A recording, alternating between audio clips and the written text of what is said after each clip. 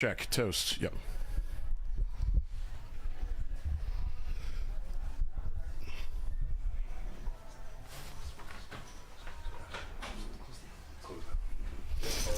This is Peaks Dallas Live. My name's Dan Simone here for Benji'S Tuesday night 5-10 game. We usually stream this on Friday nights. Moved it to Tuesday because of the holiday. But I think we might start streaming this every Tuesday night. And of course, Benji'S game, he's late again. But here at Peaks, we start prompt. Stream starts at 7. We got some usual faces in here. In our one seat, you can barely see him. He's even sitting there. He's got a camo jacket on. His name's Jason Burt. Goes by Never Quit. I think we got Wolfgang in the 2 seat. He's probably out there having a conversation with somebody. That's El Jefe, the owner. The provider. Tom's already got a real hand. Tom's in town from Scotland. Yeah, King Queen suited. I think he's going to take it down. Everyone bought in for 3K. This 5-10 game is a 1K to 3K buy-in. And there's John. He's got his Dolce & Gabbana shirt on again, like that. Look at those glasses in the 8 seat. Mr. Glasses. Mr. Bluffaroony. Seinfeld. And I think that's an Aggie there in the 9 seat. There's Clint. Big hitter Clint. And we're just on it. We're just looking down at Ace King in the small blind immediately. This game shadows at 25 quite a bit, and John's got a real hand too from the small blind. He might be looking to put in a oh, he's just gonna call with Jack 10 of diamonds in the big blind. Seinfeld's gonna defend his straddle with Jack 5 of hearts. Any suited hand for Seinfeld is good. What can Ace King do on this flop in front of 2 people? Little handcuffed has to check here. John open-ended. It's another bad card for Tom's hand. Seinfeld want to stab at this for some reason? He does not. This checks through the turn also. There you go, Tom.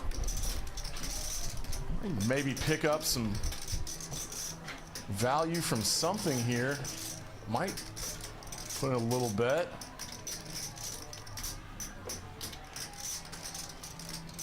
It was 225. And that'll get it done. $200 more to Tom. He's got a couple of great hands to start out with. First 2 hands. This is fun tonight here at Peaks on Tuesday. We actually have a giant Christmas party at the bar. Because Peaks is a social club in the design district, and half this place is a really kick-ass bar with some of the best drinks, cheapest drinks in the city, because we are non-profit. You can get any beer you want for $2 and any top shelf mixed drink or shots for $5. Really anything you want. It's my happy place. Usually we got Nick Splon in here, the other half of Thick Boy Poker on the microphone with me, but he does not do Tuesday nights.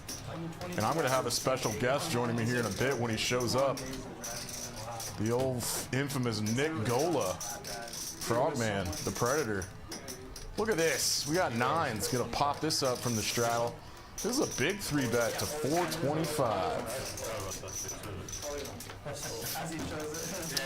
It's not that big with Tom calling that raise in the small blind. But good 3-bet with 3-bet squeeze with 9s there from Clint. And this is going to be a battle table. The 5-10 game here at Peaks usually is. These are some heavy hitters, not a soft game. These guys are going to fight for every single pot. And Jason Burt in there is probably one of our big action players for tonight. Hefe's going to mix it up. I'm pretty excited. Haven't done commentary on a Tuesday night before, but I used to play in this game on Tuesdays. Still do sometimes, because Benji runs this every Tuesday and Friday. And we've been doing this for probably like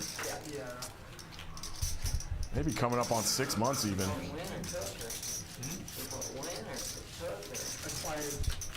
Wolfgang might sit down here in a second. You can see his name on the chart there. And then Benji will show up at some point to his own game in the 5 seat. I think someone's in the 6 seat that's also running late. So we should have a full table here in a sec. Oh, this isn't bowling. This is an initiation.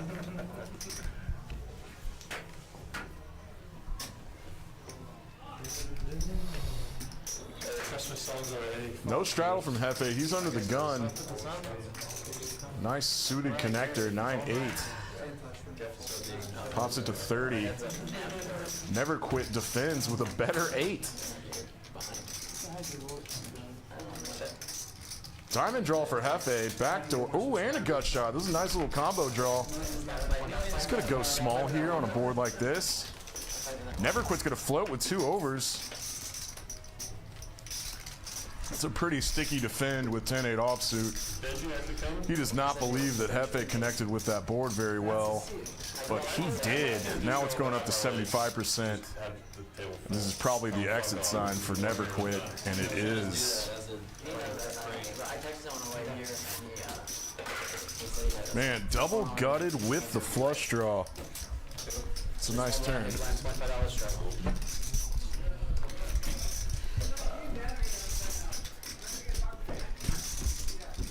Okay. How you doing? You coming in the big one? Big one? I actually have to talk to Dan about some stuff real quick. What else is happening here at Peaks tonight? We got a 1-2 table out there running. There he is. There's a little famous poker celebrity. Wolfgang Poker. He just hit 1 million subscribers. The first poker vlogger to hit 1 million subscribers. He just had an article come out in pokerplayer.com about hitting 1 million. I don't really know exactly what that means for him. It's probably a good thing. It probably means more money. They probably gave him a bonus, I guess. And we got 2 real hands going up against each other now. Hijack versus Cutoff. I think John limped in with 8s. I take that back. He just made it the standard 30. Got 3-bet by Jax, and Seinfeld is going to have a pretty easy time c-betting on this paired board. Might go 1/3, 1/4 maybe. Oh, he's going to size up to 150 here. This is kind of a semi-protection bet. I'm going to try to avoid some queens plus on this turn here. John's going to put in the call with 8s, as he should. And Seinfeld boats up. Now he's very, very comfortable. Never too early to have a Christmas party. Yeah. Well, that's it. You see that, like, because so many people spread out. They do it like end of November, beginning of December. I don't know how much sense a trap makes here, and he does double. He goes small. He sizes down on this turn. 8s is going to hang on here.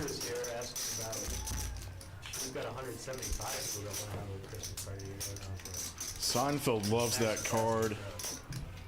Hopefully John's hanging on with an ace of diamonds maybe. This pot's almost up at $1,000. How much value can he get from 8s at this point? Are you going to like theater these things? Probably not much. It's their choice. These guys, yeah, full pot snap fold. Shows the jacks, very gentlemanly.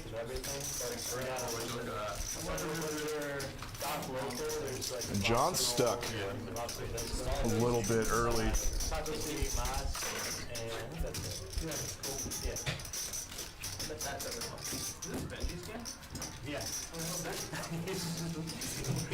Yeah, I love when there's Christmas parties here at Peaks in November, because there's Christmas music. Lovely.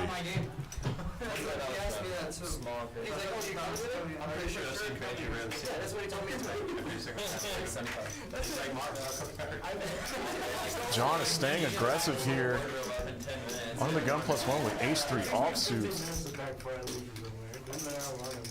Clint's just gonna flat. Does this bring in Never Quit with Queen 10 offsuit? It does not? Okay. Thought it might. Hefe's flatting with 7s, and now Scottish Tom from Glasgow gonna put the squeeze on. Straight up to 400.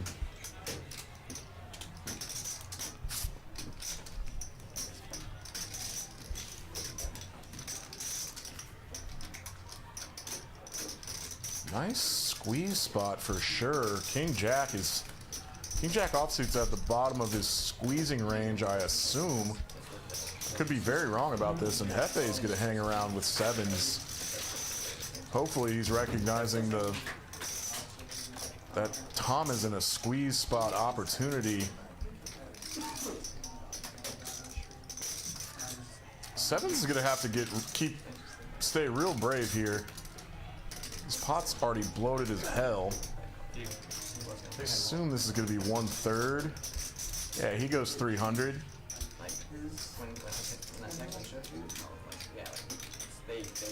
These 1/3 size pot bets are designed to get 7s to call. 7s, 8s. Yes! Very aggressive, Hefe. The boss man. Sniff that out. Puts the raise in with 7s. Recognizing that's not the best board for the 3-better.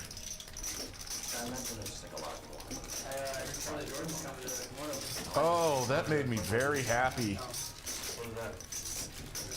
Hefe putting the hammer down. Did you see how aggressively he just threw out those 2 towers of green? We got a guest. We got ourselves a guest from Sunday afternoon's game. We got Kip on the mic. What's up, buddy? What's up, Mr. Simone? Oh, that broadcasting voice. So nice. Oh. What's up? There's Juan. Oh, on. You know what I like? Siesta. See it too. Yeah. I don't even know what that is, but camaraderie. No, it's cool. Yeah. Wow.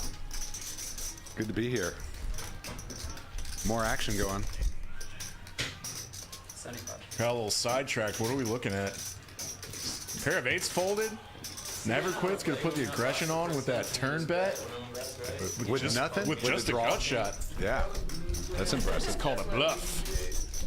Sensed weakness, takes it down. That's what he's capable of. You having a good night, dude? Great so far. Yeah. I'm excited to be here. Here for a little bit till Gola shows up. For sure. Hang out. Watch my buddies play. We had a good game Sunday night. Oh, Sunday. I was so happy you invited me to take that last seat in Sunday afternoon's game.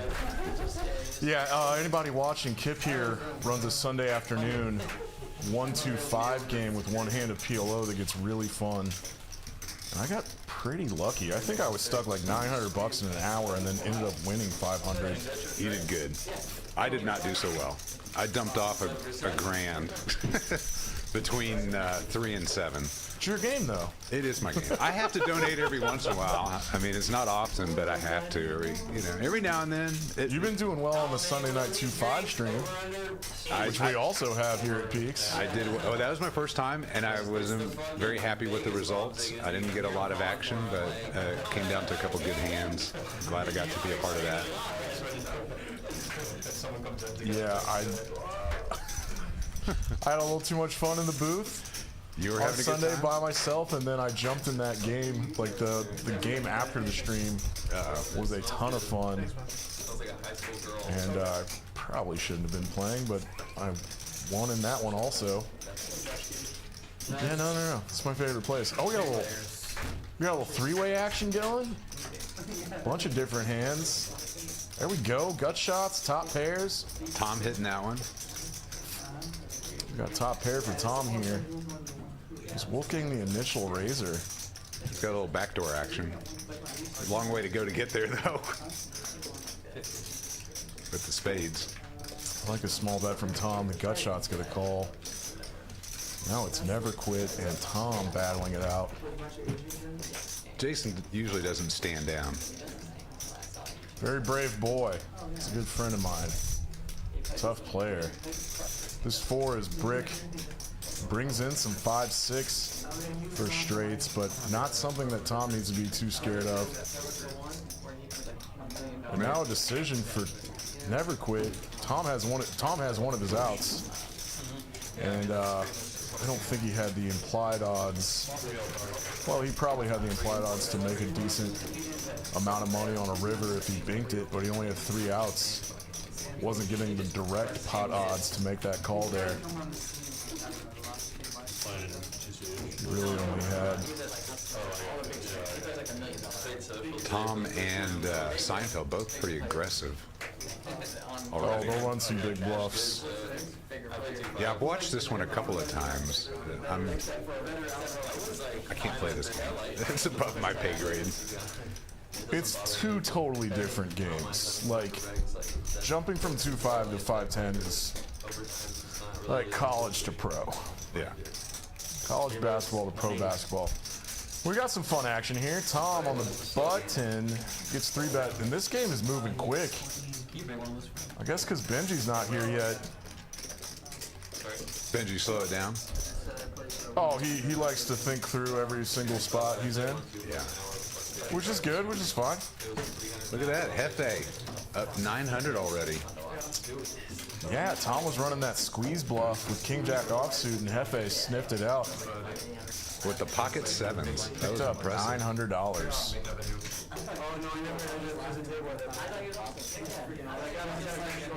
Eric got me the other night, though. He tried to trap me with his pocket kings with the king on the board. Got some money out of me. The trap worked? Oh, yeah. But he didn't get it all. I mean, I sniffed it out when he check raised me. Yeah. Yeah. I mean, at 150 to go, he came in behind me and made it like 350 or 400. And I'm like, okay, I know you got kings. That's for real. You're good. It folded around to the small blind, and Clint opened with ace-6 offsuit. Grabbed chips and never quit mucked before the chips could get in. Oof. Had to defend with 8-7 off. Small blind versus big blind. You got to open your ranges up. Battle for those blinds. Grab it and go.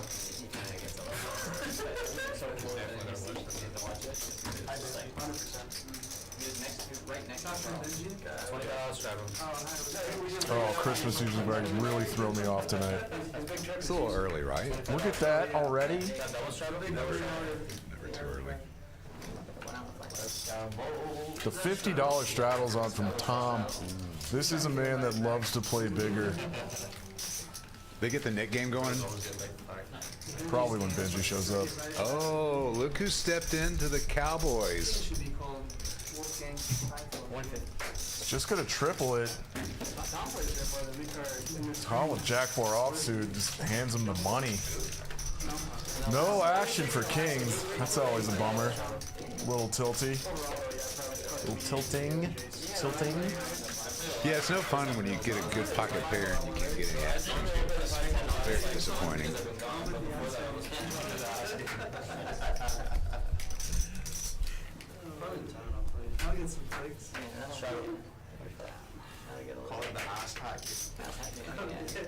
Looks like we got some polling going on. Suited aces in the cutoff are good, for sure. Uh-oh. Could be trouble for Jason. Spades come. Uh-oh. Oh, no. Oh, this is... Oh, look at this. Look at this bright drink. Oh, yeah. Oh, but this is what we were calling for. Uh-oh. Kip called for spades. Clint's got the check mark. Top pair and spades. Checks it back. Oh. Oh. This would get expensive. Clint's first act. With the nuts. They're not supposed to be, but it's just the nature of. Clint does not full-on pot it. Now the question is Jason going to come over the top? Oh, absolutely. You know he is. He just grabbed a stack.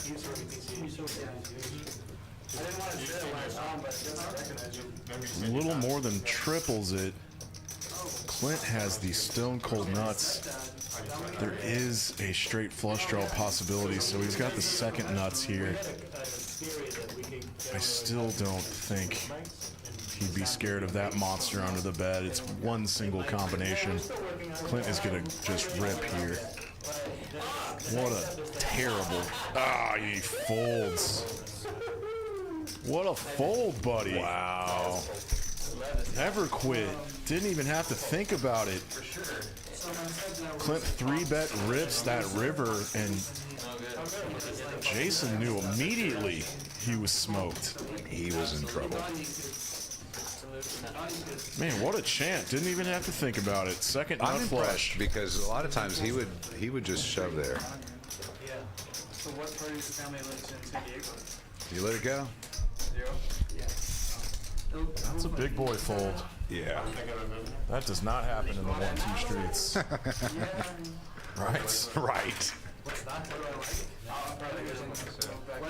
Nice pot for Clint. Oh, he's got another hand to raise with for sure. Love the suited Jack 8. There's Wolfgang. He's got his poker go hat on now. He's got a new hat. They must be a sponsor. This is going 4 ways.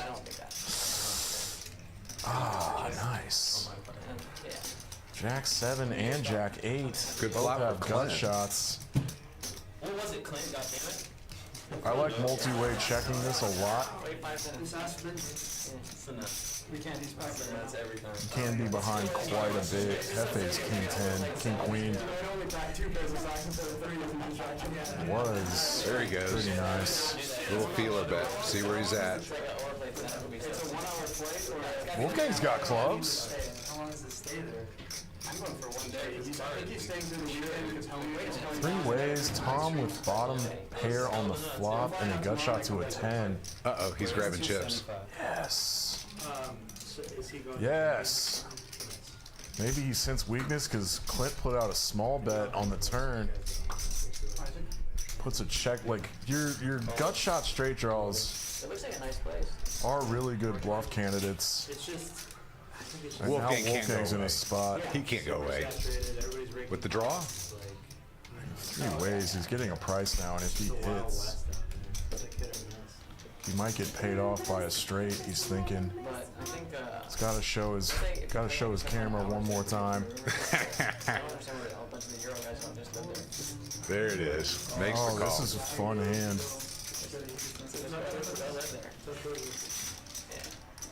He's got a few more outs than you think. Oh. Tom, you lucky dog. Wow. Man, that's better than a 10, honestly. So do you check it here and hope that one of your guys bets it? Tom is so much better than me, dude. I know he's thinking through, like, what do I get called by? 1,000. He's just gonna overbet the pot by $55. $1,000. Well, it's almost $1,000 pot, right? So. Yeah, so a little bit over a pot Oh bet. man. Clint didn't believe this at all. It's just calling, bluff catching here with second pair. He's gonna be grossed out when he sees a 7. Oh, God. Wow. Close to where I had you. That's painful. And he had to look. One more time, double check. He blocked straights. Clint blocked straights. Tom's He aggression. know Tom would never do that with a 9. 56%. That's big.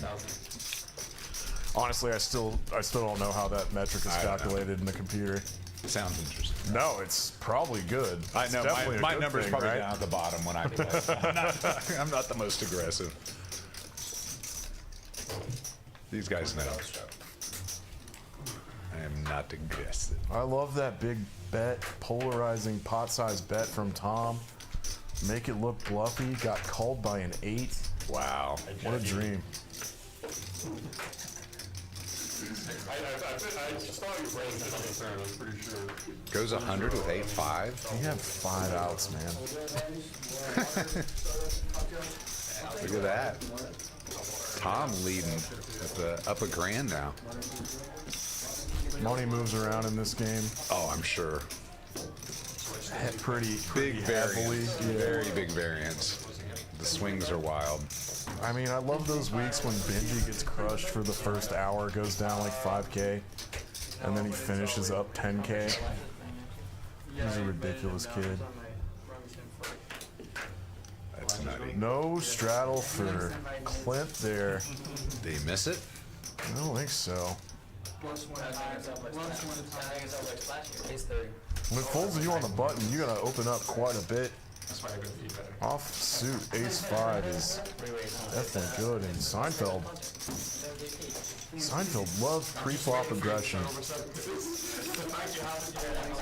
Seinfeld knows that Tom's gonna be really wide there, and a 3-bet has more fold equity than say like if Tom opened from under the gun. Right. So yeah, that's probably a pretty standard candidate for a 3-bet in the big blind from Seinfeld, especially from him. But you might not leave with a lot. I don't think Jason has seen a real hand to play yet. He's gotten in there with some marginal stuff. And he folded the second a queen high flush like a champ. John, pocket 8s.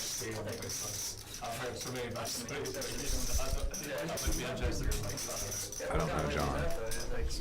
John has been playing in this 5-10 game on Fridays. He played on the TCH 2550 the other week, and I saw him in this ridiculous hand for like 20K that went 3 ways. It's a pretty dry board. Oh yeah, this is great for 8s. Backdoor diamonds. Clint still coming along for the ride. It's pretty sticky. Now he picks up open-ended. So does John. You know it's be really gross. An 8 on the river.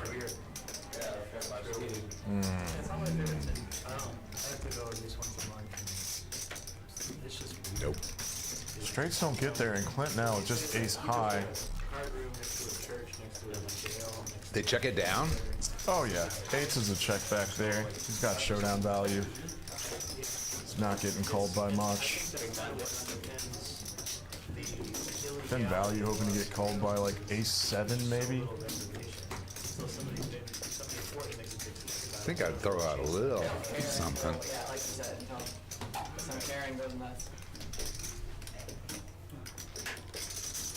Oh, this is Like that? tasty. Like that? Sugary. It's, What's this? A Sierra? Siesta. Siesta? It's tequila, grapefruit juice, lime juice, Campari. Yeah, it's tasty. One of the guys here turned me on to it, and I'm a tequila guy, so this does me good. Yeah, this is great. A little sweet.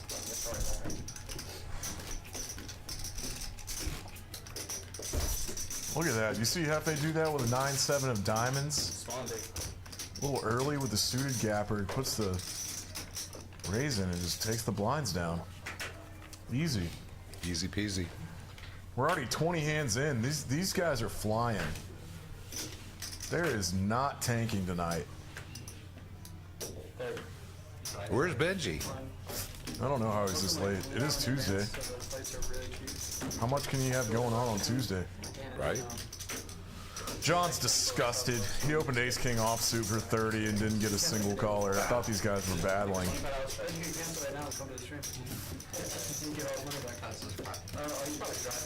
It's tough when you're not getting good cards or getting cards worth calling. I hate Everyone those calls me a sessions. nit just because I'm patient. Right? It's like, I'm not going to get super out of line with garbage I'm the same just way. because I'm bored. No, I'm exactly the same way. I mean, I don't mind to fold. I won't play crap cards. And it's really just. Look at this. Oh, at 9-3. It's just napkins all around. Has to fold. We're just flying through hands though, so I'm fine with it. Let's see big pots. That's Eric in the box. One of the faster dealers. He's moving along. Yeah. Shipping.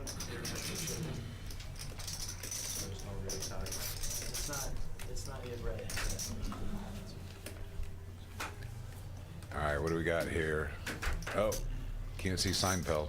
Oh, pocket fours. These guys are folding faster than the graphics can Makes pull it up. 75 to go with the fours.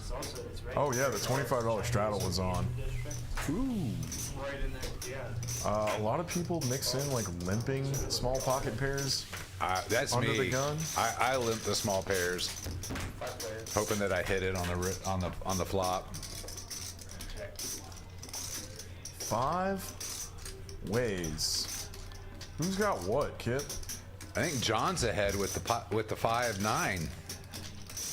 Hello. Oh, 2 pair. That's a sneaky 2 pair. Now Tom's got a combo draw, gut shot straight draw, and the nut flush draw. He's gonna lead out into 4 people for a pretty hefty 275 on this turn. You think John raises here, or just calls? Oh, flat call. Wow, I thought he would put a raise in there.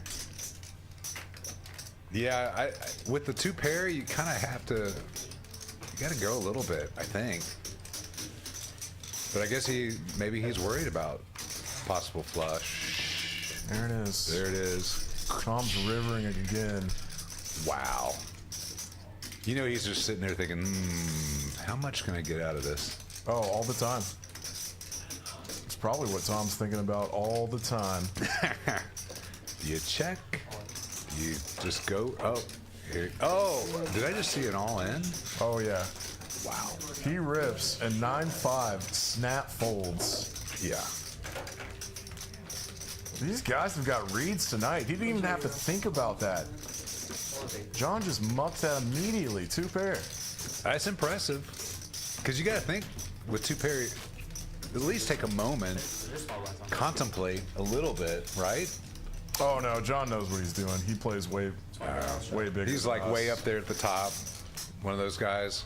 He probably just flatted that turn to keep the draws in and Save himself some money. all the draws got there. Holds around the top of the small blind, and I think the single straddle's on. He goes 4x with 6s. Seinfeld with an ace. Seinfeld defends his straddle more than anyone. Old Benji does too. Ooh. I think Tom's on a heater. You think? He's like on a 20-hand heater. I do like seat 4, just so you know. Oh yeah, that's your seat. That's my seat.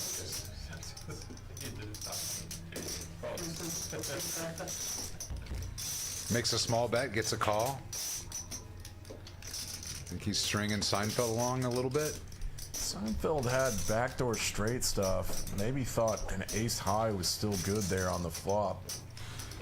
Little does he know, Tom's got a big one.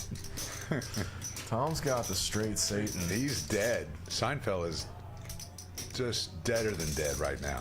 Yeah, this 350 needs to be taken very seriously. There you He go, sniffed it out. Seinfeld. I mean, he doesn't have a hand that can call. Right. Really any bet on that turn.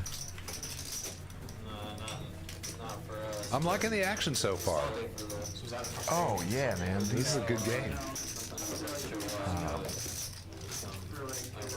Yeah, try to like observe the actions and consider just how much more aggressive this game is than the 1-2-5 game on Thursdays. Way more bluffing, way more defense. It's nice. Now Never Quit has the 6s. There you go. He needs a good flop for those. What's up now? Raise 180. Seinfeld with the ace king, 3 bets it.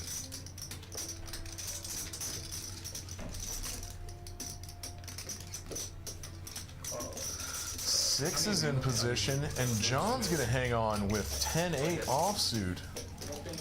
Wow. A 3-bet pot going 3 ways to a flop. This is really interesting, actually. Seinfeld being sandwiched in the middle here is going to get kind of awkward. John flops the best of it. Wow. He's got second pair. Seinfeld in the middle. Kind of handcuffed. This is a very dry, disconnected type board. There's some possible gut shot straights in there. But 6 is going to have a hard time. That's a tough call. You got ways, 2 overcards there.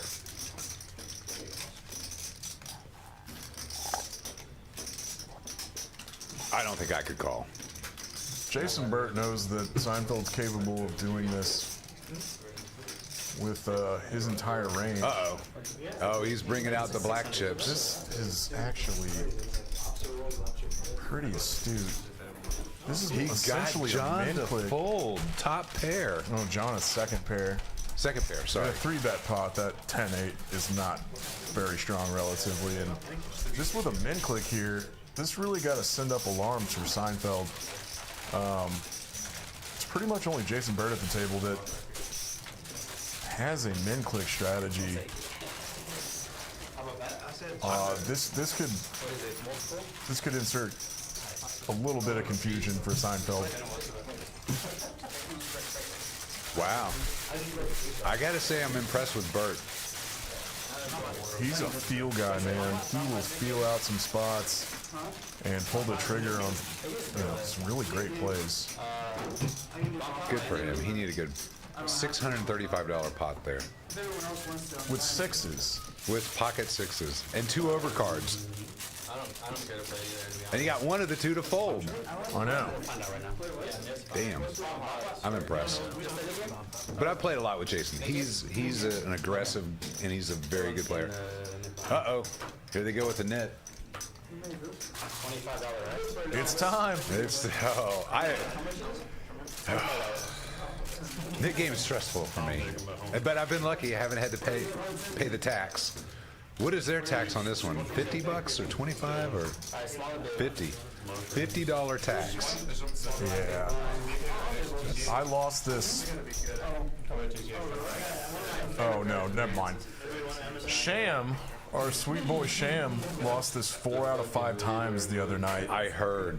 And he still ended up making money in that game somehow. That's pretty He incredible. was down $1,600 to the Nit game.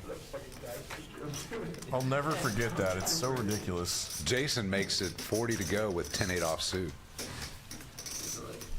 Oh, is he going to get a ride here? There it is. Oh, he's going to forget to show. Oh, he forgot to show. Oh, Jason. What are you doing? Damn it. Oh, man. All right, so y'all watching at home. If you got the Nit button and you win a pot, you got to show your hand to get rid of your Nit button. And the Nit game's just like the stand-up game. The last person to win a pot owes everybody $50. What game were we playing? And he's got to be kicking himself in the ass. Wow. Hefe, I'm going to middle have to give position. him a hard time over that one. What do you think about King 10 off? Oh, that's a pretty weak holding. He knows it. He wants to get rid of his Nit button. There you It gets all the way through. He shows and gets rid of his Nit button because you have to show. Unlike Jason, forgetting. Tom's already up to close to $2,000. What do they got? Cookies? What do we got in the brown bag? Someone bring cookies? It might be leftover cookies from the Christmas party. Ah. Yeah. Is it pizza night? Tuesdays is chicken, I think. Chicken. God, I love how fast these hands are flying. This game is moving quick. Oh, there you go. Wolfgang's got a hand. Pocket 9s. He just calls in the big blind.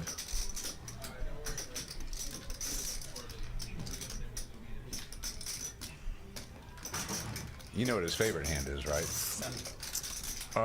Wolfgang's? Yeah, pocket sevens. He loves pocket sevens. I know he has a hat that says 7-7 on it. Yeah, he loves pocket sevens. All right, John. This is what happened when the Nick game's on, and Wolfgang folds an overpair here. What? He folded 9s on a board like this because John put instant pressure on with bottom pair with 3s. Jeez. Tom is not afraid of aggression. He knows there's a bunch of draws out there. There's spade draws that want to do this. Some 2-5 got there. 5-7 gets there. That gut shot might have put a raise in there. Like 5-7 of spades might have put that raise in on the flop. This is a card that John can keep barreling, given the story he's trying to tell on that flop raise. This is what I don't like about the Nick game, because guys just do crazy aggressive crap. Oh, I mean, that's it's the good for fun the part. game. Yeah, that's good for the game. It's good for the game, but man, it drives me nuts. I mean, it's great if you can catch a guy that's doing that. Right.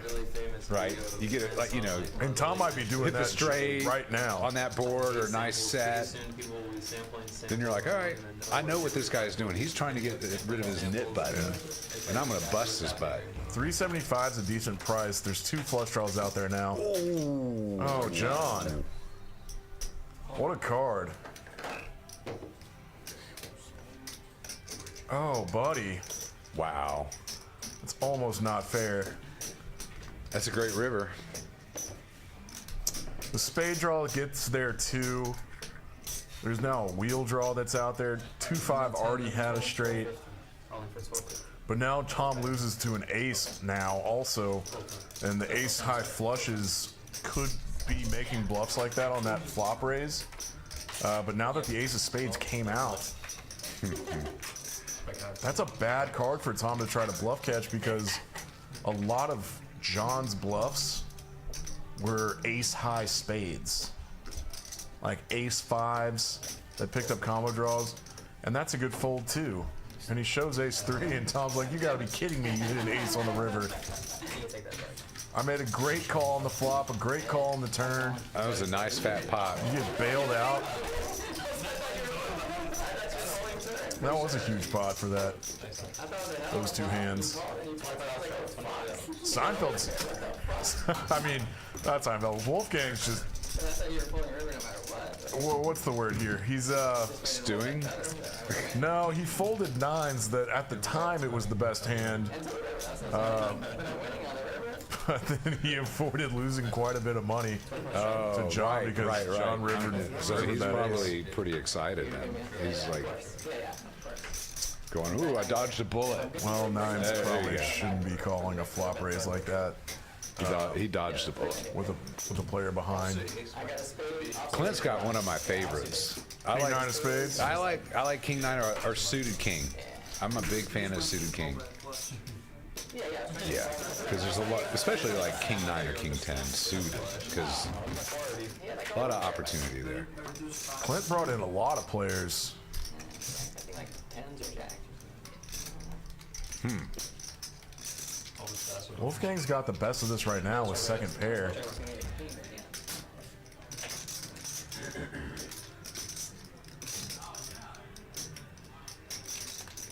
Yeah, he's looking pretty good right now. 100. He needs to get a little aggressive though. Is it? Oh, Gola in the house. It's been too long. Gola in the house. I'm so sorry, Kip. I gotta kick you off that microphone. I'm good with it. We got a crusher in Nick the is my booth. man. I love Nick Gola. Dude, it's so good. He's been a broadcaster forever. That low baritone is for real. I didn't realize. I've been doing broadcasting for over 20 years. I've done radio, It's so warm, man. television, and I do a web broadcast, stock trading web broadcast every day. Not anymore. Thanks, buddy. All right, I'm going to get up. I'm going to let my buddy Nick sit down, and I'm going to still hang out and observe. Kip, thanks so much, dude. Yeah, thanks for letting me sit with you. And I'm do going to some be 1-2s on here Thursday. next a week from Thursday. Yeah. Sitting in the booth with you. I'm That looking sounds forward to great. that for the whole show. All right, Got thanks. it, bud. Duder, how long's it been? Long time, Randan. How are you? This is Peaks Dallas Live, doing a little reset on Benji'S 5-10 game on Tuesdays. This is our first Tuesday night stream, and I'm just happy as punch, or whatever the phrase is, to get Gola on the microphone for the first time in a while. Why don't you introduce yourself or something? My name is Nick. My last name is Gola. That was perfect. I dude. play cards. Yeah, you do. Finally, someone that knows what they're talking about and isn't yeah, just a okay. pure bullshitter like me and the other Nick. No. I was listening in the car on the way here, and I think you got it. You got it all nailed down. So who's stuck and who's up more than 200 big blinds? What am I missing here? So this game is moving really fast. Well, everybody on the table basically plays for a living, I think, except 2 people. How do you know that? Why would you out everybody? Well, I mean, you know, just have a lot of experience playing with everybody on the table. Played with everyone. Including Tom, who's an excellent player. I think he's from Ireland. He's from Scotland. He's from Glasgow. And Glasgow, he's one of sorry. my favorites I'm so sorry. Sorry, Tom. Oh no, he gets it all the time. I He's know. one of the nicer dudes I've ever met. He doesn't really talk all that much on the table. I mean, given, you know, he doesn't need to. He announces himself pretty well. Playing, he's just such a refined style, and he does have a very unique style, doesn't he? yeah, he's a very great card player. So if you're A lot of watching in the respect. car, you saw him like kind of suck out twice in big pots after making really nice bluffs on turns. It was only a 15-minute drive for me, so I only saw Jason put in the min click with pocket sixes. How do you feel about that? That was a cool play. Very cool. Definitely not in the book. You know, it's something Definitely a field play. I always say that Jay Barrett's a real field player. He's got a good intuition for the game. Yeah, I agree. We talk cards a lot, and it's always interesting to hear his opinion, and it's always like out of left field. So It's always out of left field. totally. But Jason is like a serious gut, and it works. It just works. I don't even know how to say it other than just talent. You know, It is pretty like just talent a natural thing for him. for people, which is awesome. All right. So Benji's not even here yet. Yeah, Benji game, no Benji, which is think- pretty normal. He just might be stuck in a bigger game, which is No way. seems fine for Benji. Hey, did you hear that Wolfgang just hit 1 million subscribers That's amazing. and had a article he's- in Poker Player today? Totally a grinder, a guy that works like super hard for everything that he's ever done in his life, and he deserves way more than just 1 million. The guy is out there grinding so often. I saw him at TCH Dallas just over the Black Friday weekend. Yeah. And he was playing 1-2-5 and mixing it up with everybody, just like dapping everyone up, having a great time, getting some shorts done. I mean, he really does put in the work in every aspect, and he's a fantastic card player as well. So He was here last night. this lineup is all really fantastic players, honestly. Oh, no. This 5-10 game that we started streaming, it's just always a battle table. Seinfeld especially is like one of those guys that is amazing. He's an amazing field player as well. He's one of my favorites. John, also great field player. Jason, great field player. Clint, pretty good field player as well. Kind of more old school. Yeah, he's been playing for a long time. Wolfgang, very studied. Hefe, what do you got to bring to the table? Put it in the chat when you listen to me say this. No, Hefe is the owner of Peaks, so you got to know that started Eric calling is him, getting in there. Eric the Provider, The provider. because we have complimentary nightly dinner here at Peaks every night. And I don't know what it is tonight, but All right, Seinfeld opening 6-3 of clubs, 6-3 of broccoli. Clint coming along with Jack Deuce off. He's got his knit button though. He does have the nip button. That's definitely changing things for Clint. He knows he's going to have to see a flop, and Seinfeld knows that he can put some pressure on him with the pair at this point. Yep. He knows he is coming in wide. He's pointing to him and saying exactly what I'm thinking. It's like, hey, I know that you have to call wide here to get rid of the nip button, and it's worth a little bit of money. It's got $700 of EV worth on it. Is it $100 per person or what? 50. 50? Oh, well, my number's a little off, but You used to play it's this still 510 on Tuesdays? Yeah. I used to play it. I used to play it a little bit. Of course, I won't play on the stream generally. Just, not my style. Not my style. I play a lot of online now. I played some live over this weekend. Got back into live. Put in 50 hours the past week, and I was really had a lot of surprised fun. to see that. 50 Isn't that great? hours is amazing. Yeah, 50 hours I over. put in 50 this month. Oh yeah. I put in 50 from Wednesday to yesterday on the live tables, and went on a little bit of like a live downy. It doesn't happen too often, but it can happen. So. Not really that bad. As you saw, I cashed 7 of the 10 sessions that I had, so it's really not that big of a downswing per se. Like, only lost $100. Yeah, I mean, you're just gonna have some of these setup ends. Okay, so 5-4 diamonds in against pocket threes here in the hijack. Wolfgang defending the straddle with the suited connector. Okay, definitely connected rainbow flop here. That it favors hijack heavily. Tom is definitely going to use one of the underpairs as a bluff hand. So we see him go for 1/3, which seems fine. Wolfgang snap folds with no backdoor flush draw and no ace on the board, which would be really important as well.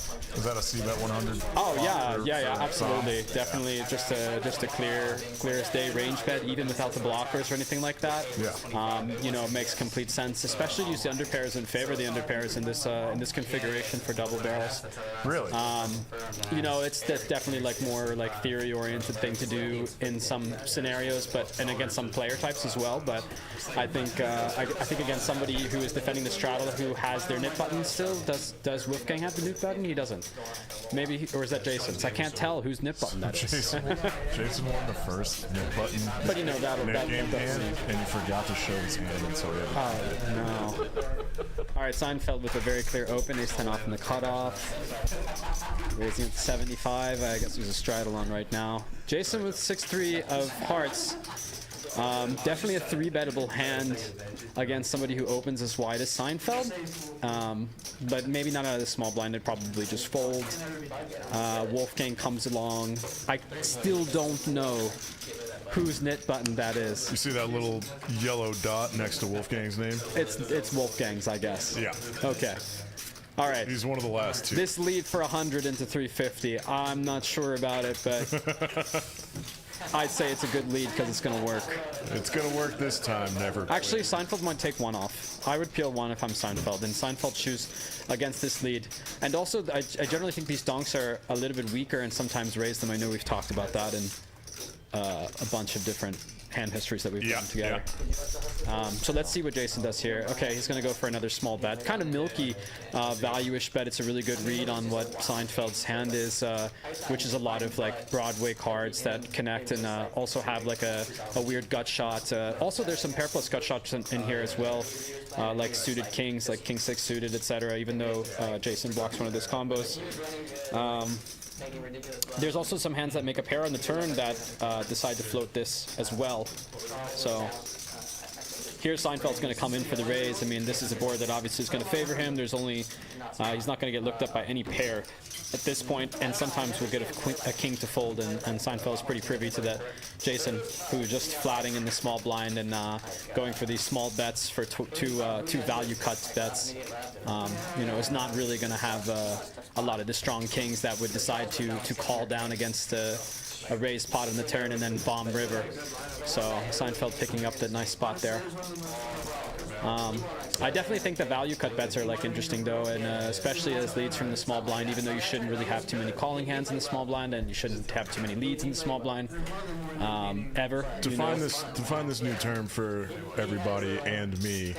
Value cut. Oh, like a small bet just to only designed to get value from like an ace high or like a smaller pair, etc.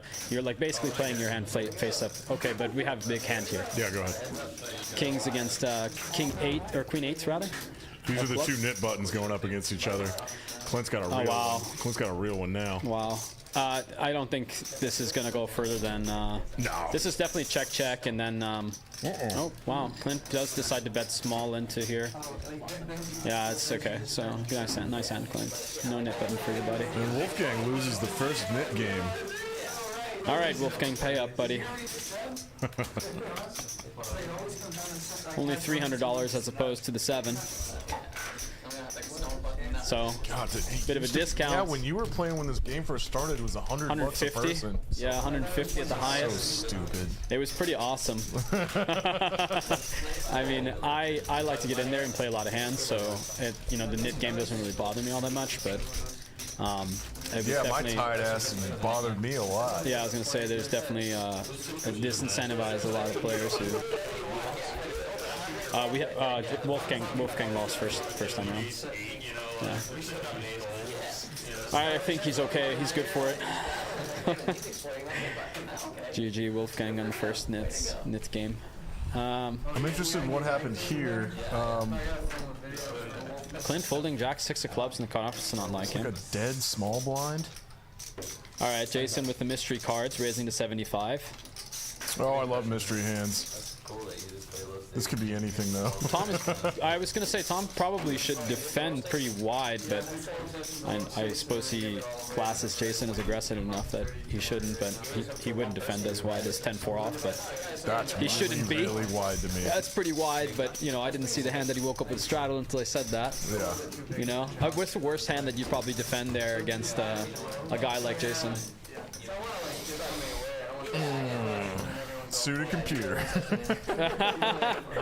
I'd probably. No, I know, wider than that. Yeah, I'd probably defend something as bad as like 7-4 suited. Not the worst. Maybe like 10-9 off sometimes. Yeah. Maybe. I don't know. That's probably. Oh, I love 10-9 off. Yeah. Something stupid like that. Jason is real wide here in the cutoff too. Or in the hijack. Is a suited that's standard? Yeah, it's not like standard, but I think for this game probably it's fine. All right, Queen 5, going for the C-bet, 50. Attractive price for 10-9 and lets it go. Really experienced player. Yeah, John's made some good folds. Yeah, he knows which spots to pick and doesn't really feel like he wants to just call one bet to fold to a second turn bet, and this guy is turn barreling a lot. He's just he just has that in him. Jason is just like has that dog, where if he's going to put in a C-bet, you're going to see something on the turn as well. So it's just disincentivizes the rest of the guys. You're saying that John is over folding to a player type that is over double barreling? Oh, absolutely. I mean, I have to assume that's a read that he's using right now. If he's not going to call one with the 9. Read. I mean, it was a larger size, it was 50 into 130, but okay, we have Tom and the dealer with ace-8 of hearts, legitimate hand. John with the semi-quasi 3-betting hand, maybe 20% or something, and then Clint with the big squeezing hand here. Ace-queen off in the straddle. Definitely going to see a squeeze. See what size he does, 325? All day. 425, okay, great size. Love it. Huge size.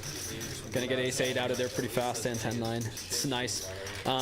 As opposed to calling with ace-queen off, do you think that bleeds chips more, or do you want to 3-bet the offsuit aces more, in your opinion? Oh, that's a standard squeeze for me in there. Would you just call with ace-queen suited at some point? 3 ways, no. Really? I think I feel like put the raise in there a lot. I feel like I would be more incentivized to play passively with the suited ace-queen rather than the ace-queen off. But I mean, comparatively, yeah. I don't really like weight it like a binary thing. But I'd be more likely, I'd say. Hefe's got the 10s. Not at a C for 10s. They're waiting on him. They are waiting on him. I mean, why wouldn't they? He owns the place, man. He owns the place.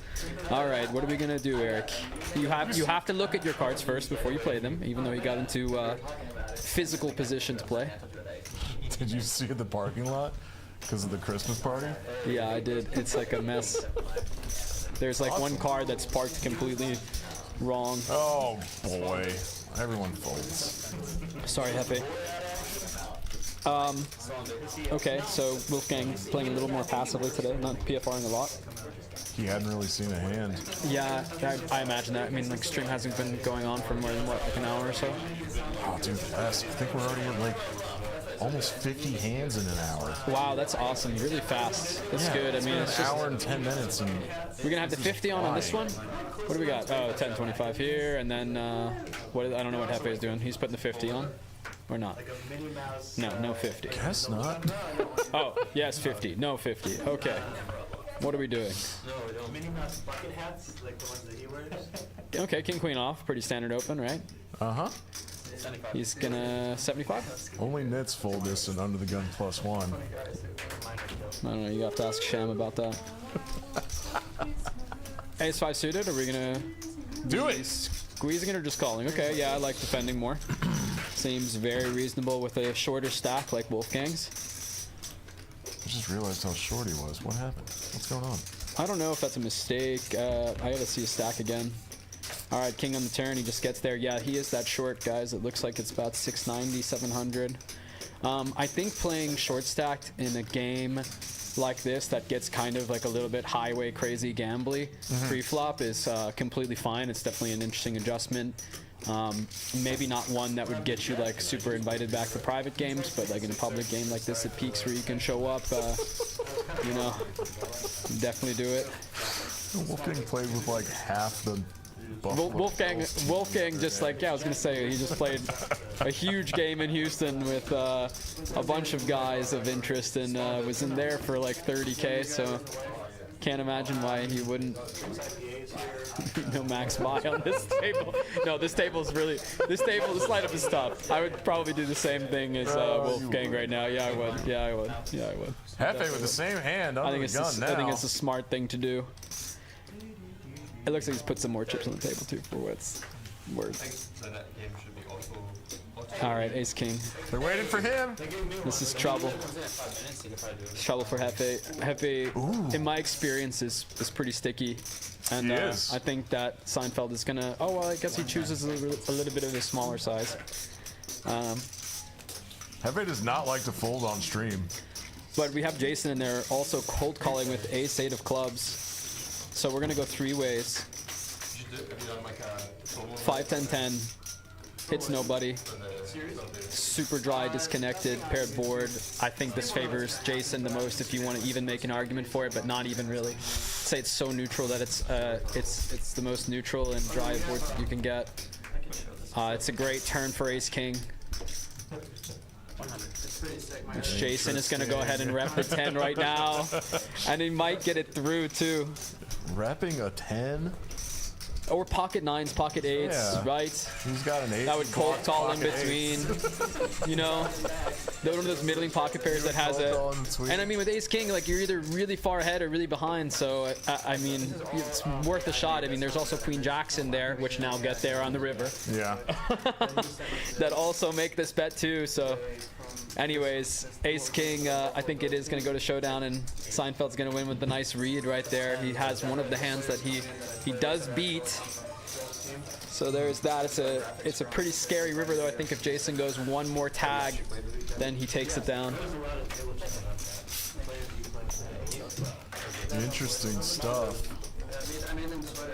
I think Jason thought his ace high was good there. I think so too, and I wouldn't blame him. Nah. It basically was almost a chop. I wouldn't think that when Seinfeld calls the turn, though. Well, I mean, it's interesting because like with Seinfeld be calling the turn with like even aces against the cold caller, like I don't think so. I think I'd be raising it, so I think his range is definitely like capped to lower pocket pairs, and that he randomly decided to 3-bet at some low amount, and then like the offsuit broadways that we saw right there. Sure. Hard to like really have a 10, you know. Very. Good point. Tom gonna be defending King 7 of Hearts. All day, Tom.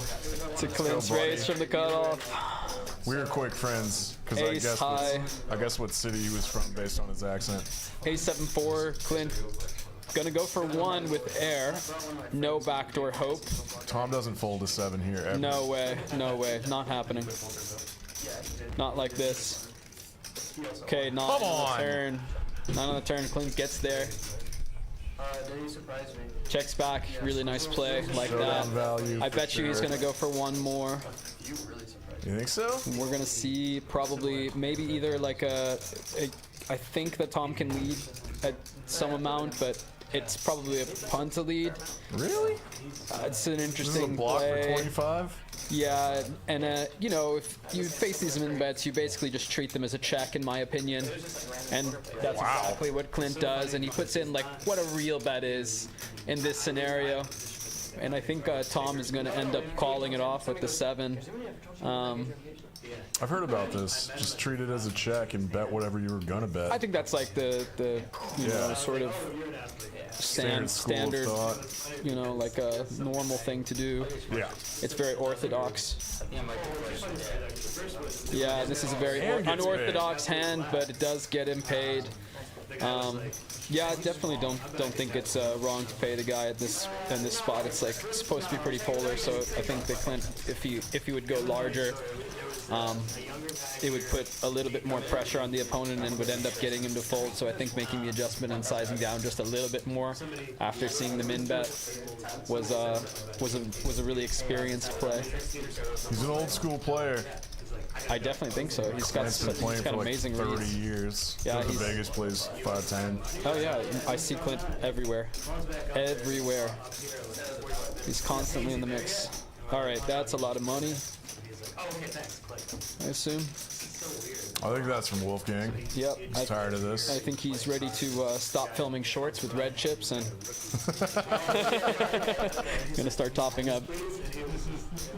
Yeah, man, I was super impressed. He was here last night, and he filmed it short, and it was posted today. Like, his editor's turnaround time is amazing. Yeah, I've also met his editor. He's played in this game before, and Oh, yeah, Luke. We were at that table with Luke. yeah, he's He made really that cool. incredible play against Shane. Oh man, I Remember that forgot one? about that Ace hand. That king. was such a good play. It was incredible. Holy sh! We were both peeing at this urinals, and I looked over while we were peeing. And I was like, dude, that play with King 10, incredible. I don't know why I had to add that detail in about the peeing part. Did you start peeing harder as you said incredible? Isn't that a weird? That'd be a weird bit if you just like forced it out harder after a nice compliment. No, it feels like you would though. Too weird shit. God, all the that was time, man. incredible. Oh God! All right, sorry. What's up, Eric? What's up, boss man? Yeah, I got in trouble on Sunday night. It was me here by myself Yeah. doing the 2-5 stream. I had like one piece of pizza or something. Oh, that's it. Wow, you're on a diet. No, it's just like Speaking of diet, like, drinking. should we get beers? Hey, Juanito, if you're watching this, Wani, we ready for a Mickey? sure, if you want to go get him. Oh, my man needs a Mickey. Baby needs his bottle. Oh my God, you should not do it. Oh, thank you. Yeah. An ultra. Michelob Ultra, a Mickey. Tell Juanito that I'll have one of All right, Clint's raising my ace noodles. jack off to Go ahead. 75. Tom with 5-3 of clubs definitely is going to be calling here. Thanks, Chip. John folds 8-4, or no, John in there also in the straddle with 8-4 and flops the best of it. Kind of an interesting board. Definitely favors the straddle in the big blind. John makes a really experienced play again and decides to lead with his top pair in the weak kicker, getting some value from ace highs. Maybe it's a little bit too much for Clint to think about that, but I think against a lot of players, an ace high hand or those offsuit broadways with 2 overs would peel 1 card. I think it's definitely right to peel 1 card with ace high and 1 other over to the board. Or possibly a card like a 10 that has a backdoor straight draw. You could consider raising. At some level, so, but yeah, no, Clint just elects not to take the spot. Let's try for 25, 49, 1 fold.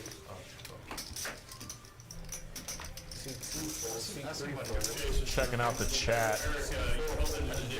We got Reed. Yeah, Sham's in here. He heard you call him in there. Yeah, I know. He can handle it. He was gonna play. Where the F is Benji? Benji's coming, don't worry. He'll be here. This is Peaks Dallas Live. My name's Dan Simone, aka Rain Dan. I'm sitting here with Nick Gola, aka Frogman. Dude, Nick Spawn and I really ham it up with the poker nicknames. Yeah, Yeah, Thick Boy Poker. we do like the nicknames. It's part of the.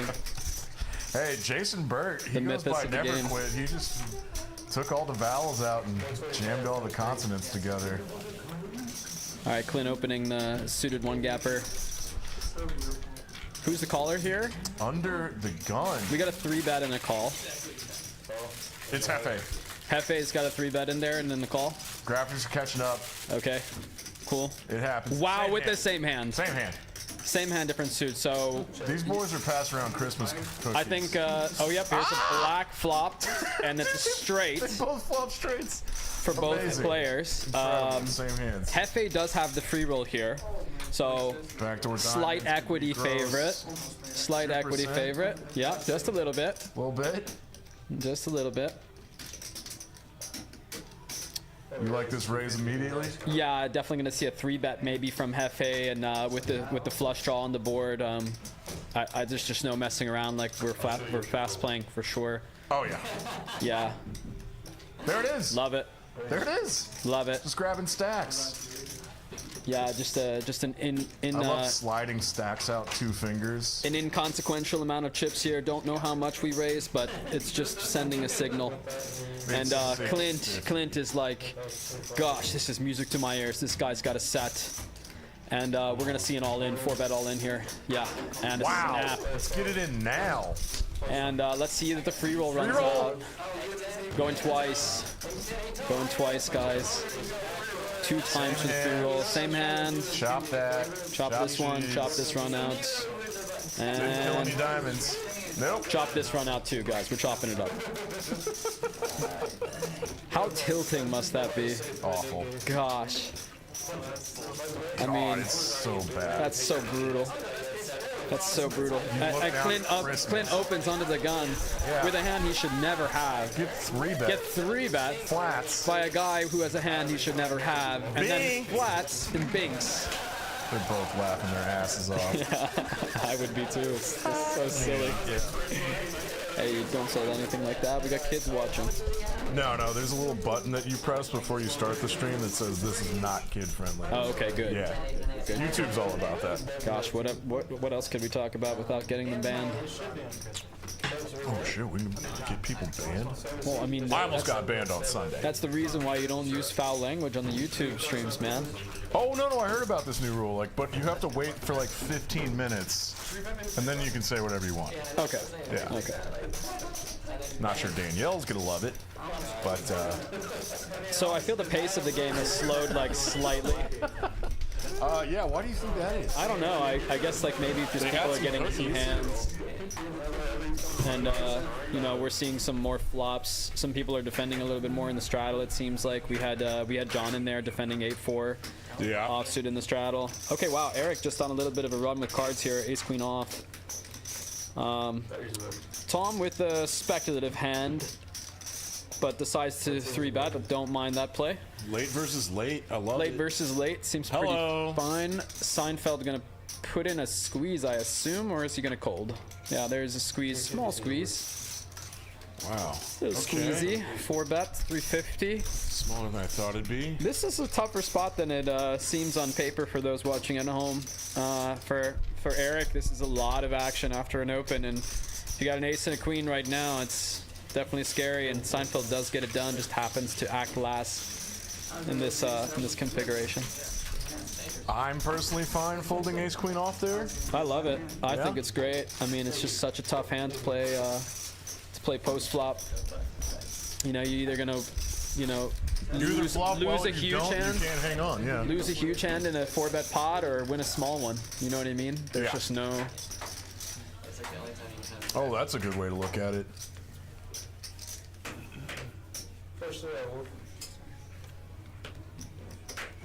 Post-flop playability. Wolfgang still running a little dead. 6-3 of diamonds for Hefe and +1. Gonna open a little loose. Since you're crushing play-by-play right now, I'm gonna use the little boys' room. Now you go I'm ahead. gonna ask Kip to jump in for Okay, Clint gonna definitely pop in here with the pocket fives and see what's up, Kip. Clint getting a little frisky and 3-betting pocket fives to 150. Jason might sense there's something up. I mean, there's a little bit of pause. I guess he's not going to go for the wild play of 4-betting ace-6 offsuit. Hefe is going to peel the 6-3 of diamonds. Uh-oh. That's a big hand. Big hand alert. The good news for Hefe is that a gutter and a backdoor flush draw, not really a candidate to call a $75 bet with. But you never know with him. He might raise this you're hand. Inviting at 75. You are inviting, and there it is. The invitation has been accepted. Could be a double-edged sword, though. Okay. I don't think this card spells trouble for Hefe. I still think it's inconsequential. Big Clint goes up here. Yeah. Let's see if he goes up to... Okay, looks like 350 this time. 375? Yeah. Okay. Seems reasonable. Protect against the spade draws that are backdoors. I think he gets Hefe to go away. His favorite hand is 3-5 suited. But he's sitting there. He's thinking about it. He's not dumping off yet. No. He's definitely drawing very thin in this spot. Uh-oh. Grabbing chips. But I think he knows. I think this raise is definitely is definitely wild. But if he was going to raise with any hand, I don't know what worse hand that he'd ever have here. I suppose that's the general line of thought. I don't know. What do you think? It's a tight spot, but I think Clint's going to come over the top here. I know the way Clint plays. He's a pretty aggressive guy, and he's sitting on a set right now. He's got to be thinking, how can I get max value here? I don't think it's by raising, right? I assume that this guy is for sure bluffing, or he has a bigger set.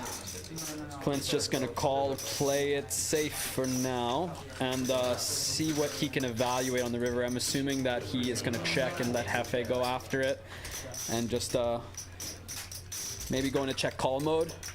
Okay, Jack is like a pretty decent river actually here, and it just cuts down the amount of sets of jacks that there are that have Clint crushed. It does go check. Hefe decides to just give it up here on the paired board. I mean, it's tough. You're not even going to get aces or kings, aces or queens through aces to fold. Yeah, nice now that the board pairs. Yeah, it's nice. Boy, that would be crazy if he decides to rep the straight. Insane. What a spot to do it. Right. You get snapped all in. Probably have to go pretty big too, so. Have you played this game? Yeah. Yeah. I played it a lot when it first started, back in that time, maybe about 6 months ago. Yeah. I definitely thought the lineup was far superior to other games of comparable size in town. There's a Seinfeld on the cutoff with King Jack. Yep. Uh-oh. Clint gonna just call with the ace-jack offsuit, inviting dominated aces into play as well as Jason ponders a call but decides to let it go. Man, I don't know if he hears me whispering in his ear. Let it go. Let go. Hefe definitely gonna be seeing a flop with this hand. I saw your game with Guppy last week. And John on the Tom on the 50. I think 9-4 off. Yeah, it's probably a little weak, but he decides I'm getting good odds to close. Don't want to seem too cheap. Right. It's only $100. What's $100, right? Hefe flopping trips here. Nobody else, not much. I assume that Seinfeld is going to go ahead and check this over just because the queen does really hit the flatting ranges of those behind in the straddle. Now the jack comes on the turn, and this could get everybody into trouble a little bit as Hefe slow played the 8. Let's see if he decides to check twice and possibly come in for a check raise. Well, no, okay, he just does the pretty standard play and goes ahead and puts a bet out into the field. It's a little small. Yeah, small bets just to get value from jack or a weak queen. And the bet that he's designed is perfect for the 2 players that are behind, who he might get to call. If you get 2 players to call this bet, it's awesome. Wow. And look at that. Both are in. Great bet. Oh, wow. This, This is going to get ugly for Clint. yeah. I assume that we're going to see a raise here on the river. You think Hefe checks? I think Hefe should bomb absolutely when he sees 2 calls. I think something like 600 to 700. A little thin. This leaves plenty of room for Clint to think about raising. 350 is a good price for Seinfeld to call, and then Clint, knowing that he very likely has the best hand here. Not too many 8s that are opening from this point. I suppose that Clint would think that he should have more 8s himself as the flatter behind on the button. Even though Eric in the straddle, should have some offsuit 8s and some suited 8s more often. We'll see how Clint proceeds. We even could see Seinfeld conceivably raise. I would think he could get away from this. There's a lot of possibilities out there, and now that the ace comes on the river, he has to think his jack king's a little weak. Yep, there he goes. I didn't know if Seinfeld was going to make a play at it or not. It doesn't seem like a good spot to make a play at it, but Clint for sure is going to see.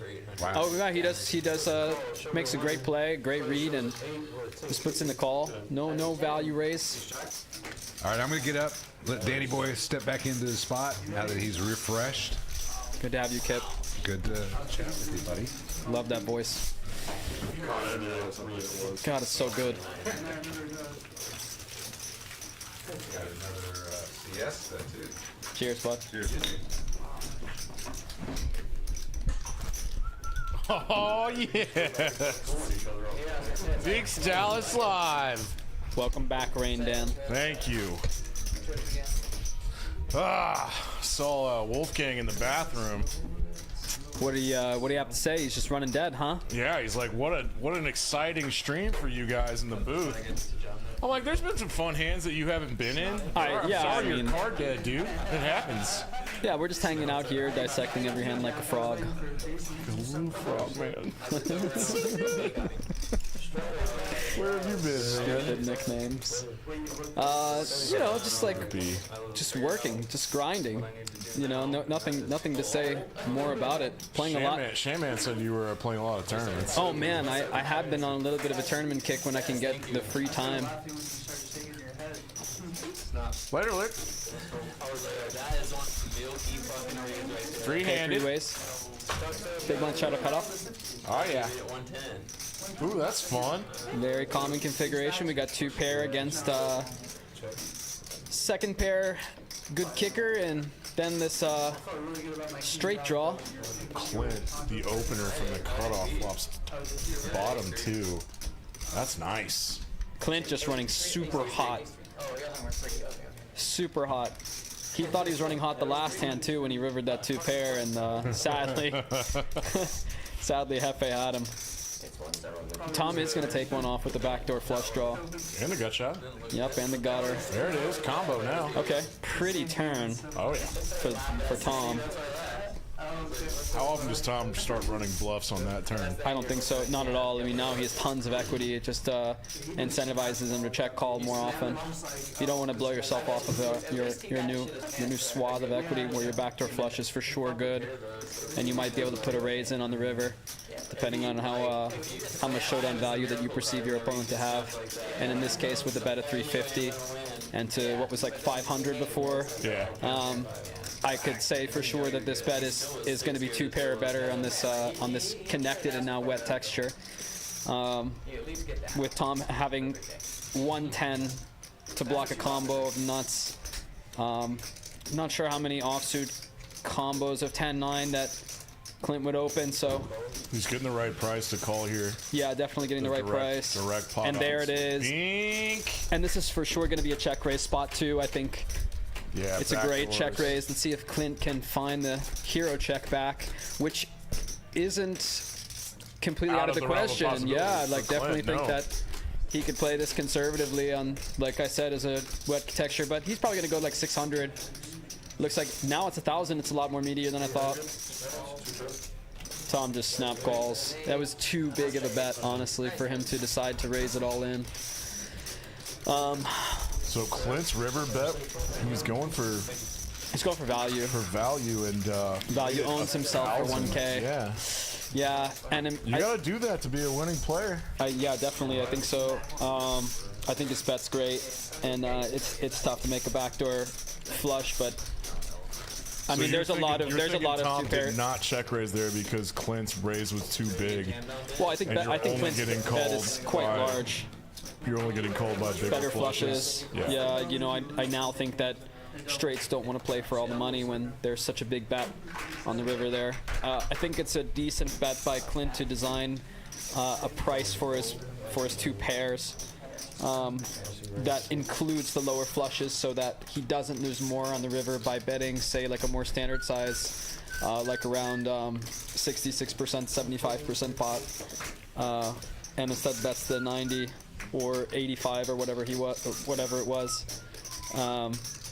So that it kind of insulates him from those river raises. It's I mean, it's not a move that's in the book for sure. It's definitely more experience that helped him in that spot. Well, that's deeper analysis and way out of the realm that Nick Splon and I have ever gotten into in this booth. So we're all learning a lot. I just feel like you're making fun of me. I knew you would take it that way. I We know. can all laugh. Isn't it fun to laugh once in a while? I'm sorry. Do you know what I'm talking about, Nick Splon? Yeah, of course I know who you're talking about. I know Sticky. All right, speaking of Sticky, They're probably watching this. Jason in there with the dirty diaper. Dirty Deeper. Gonna be running Why is he sticky with Dirty Diaper? I'm not really sure what's going on, but Tom now has a flush. Tom has hit a few flushes tonight. Not gonna get paid on this one. Yeah, I doubt it. This is gonna check and let Never Quit just bluff with air.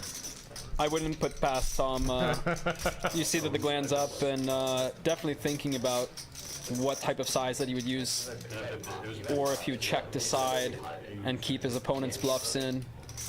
I think check to side is a really good play, but it looks like he's gonna go for value, like from 500 to get called by two pairs or lower flushes. High flush starts feeling like. And this is snap fold with the dirty diaper, which he shows. He shows Dirty Diaper. He shows the dirty diaper. Well, he's one of the two guys with his knit button left, and literally, Wolfgang could lose this twice in a row. I think Tom makes the adjustment, knowing that the guy has the knit button to maybe check and let him bluff off. Not really sure what the bet is designed for if Jason still has a knit button. It's definitely a big detail that I missed a second ago, guys. With such a strong hand like I flush. honestly thought Tom was going to check that. Yeah, I think that the only play is to check when the other guy has a knit button, and especially when there's going to be incentive to bluff like tons more at such a higher frequency. So maybe a little bit of a missed opportunity, but that's okay. I mean, you know, it happens. You know, sometimes you think about it, or you know, sometimes you get like the feeling that the guy has a lower flush. Watch this, watch this, watch this. Oh no! All in. I'm not losing the knit game twice in a row, boys. Not this time. Not like Wait, this. John is John gonna peel it off? Seinfeld might just decide to just pay him off this time. Nah. I wouldn't put it past Seinfeld to just think, ah, man, this is a flip so often, might as well just get it in there. Wait, what did Seinfeld fold? Just a grim Wolfgang, Jack 9 off. I mean, of course, he'd never call him, but it would be really funny if he It did. would be funny. Seinfeld, he's So now we know goes what by the short. Seinfeld. Now we know what the short stack is designed for, huh? To just Yeah, like yeah. to crush the Nit game. He told me that in the bathroom. He's like, I just shoved with 4s, dude. I asked him, I was like, so why are you short stacking when you had 30K on the table in Houston? What's the deal? And his response? You know what? I think that Benji'S boycotting his own game on Tuesday because we don't have his personal pepperoni pizza. That's a real thing, Nick. I know it is. He got mad because someone was in his seat the other night, and he asked me to find his pizza, and I looked at him and I go, that's not my effing job. Benji. He's probably it. He's probably a TCH. The game there must be good right now. I drove by there before I came here, and the parking lot was pretty full, so I only have to assume that the games are looking okay for a Tuesday night, which is pretty tough to do in Dallas, honestly. So, like, why come to Peaks? I'll tell you why. Because we got chicken. We got a whole smorgasbord chicken out there. Cluck, cluck. We got cheap drinks, fun times. They're like little home games here. I definitely think that Less the vibe stuffy. is home game-ish more than any other place in Dallas, and that's exactly why I would recommend anybody to come here, is that there's the best atmosphere and the best people, and the drinks are literally free, sort of. $2 and $5. I mean, That's effectively free. that's about as free as you can get. You might as well just buy a membership here to come use the bar. Which some people do. Yeah, some people do that. All right, big hand against big hand here, guys. Big Love those cooler. people. 4 deuce of hearts against King Jack offsuit. Check, check. I assume this is just going to get checked down, or Jason's going to go for a turn stab. Good boy.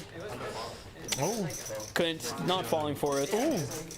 And then picks off a deuce. I think Jason's just going to check it back. Yeah, thinking King High is good on the 2 pair on the board.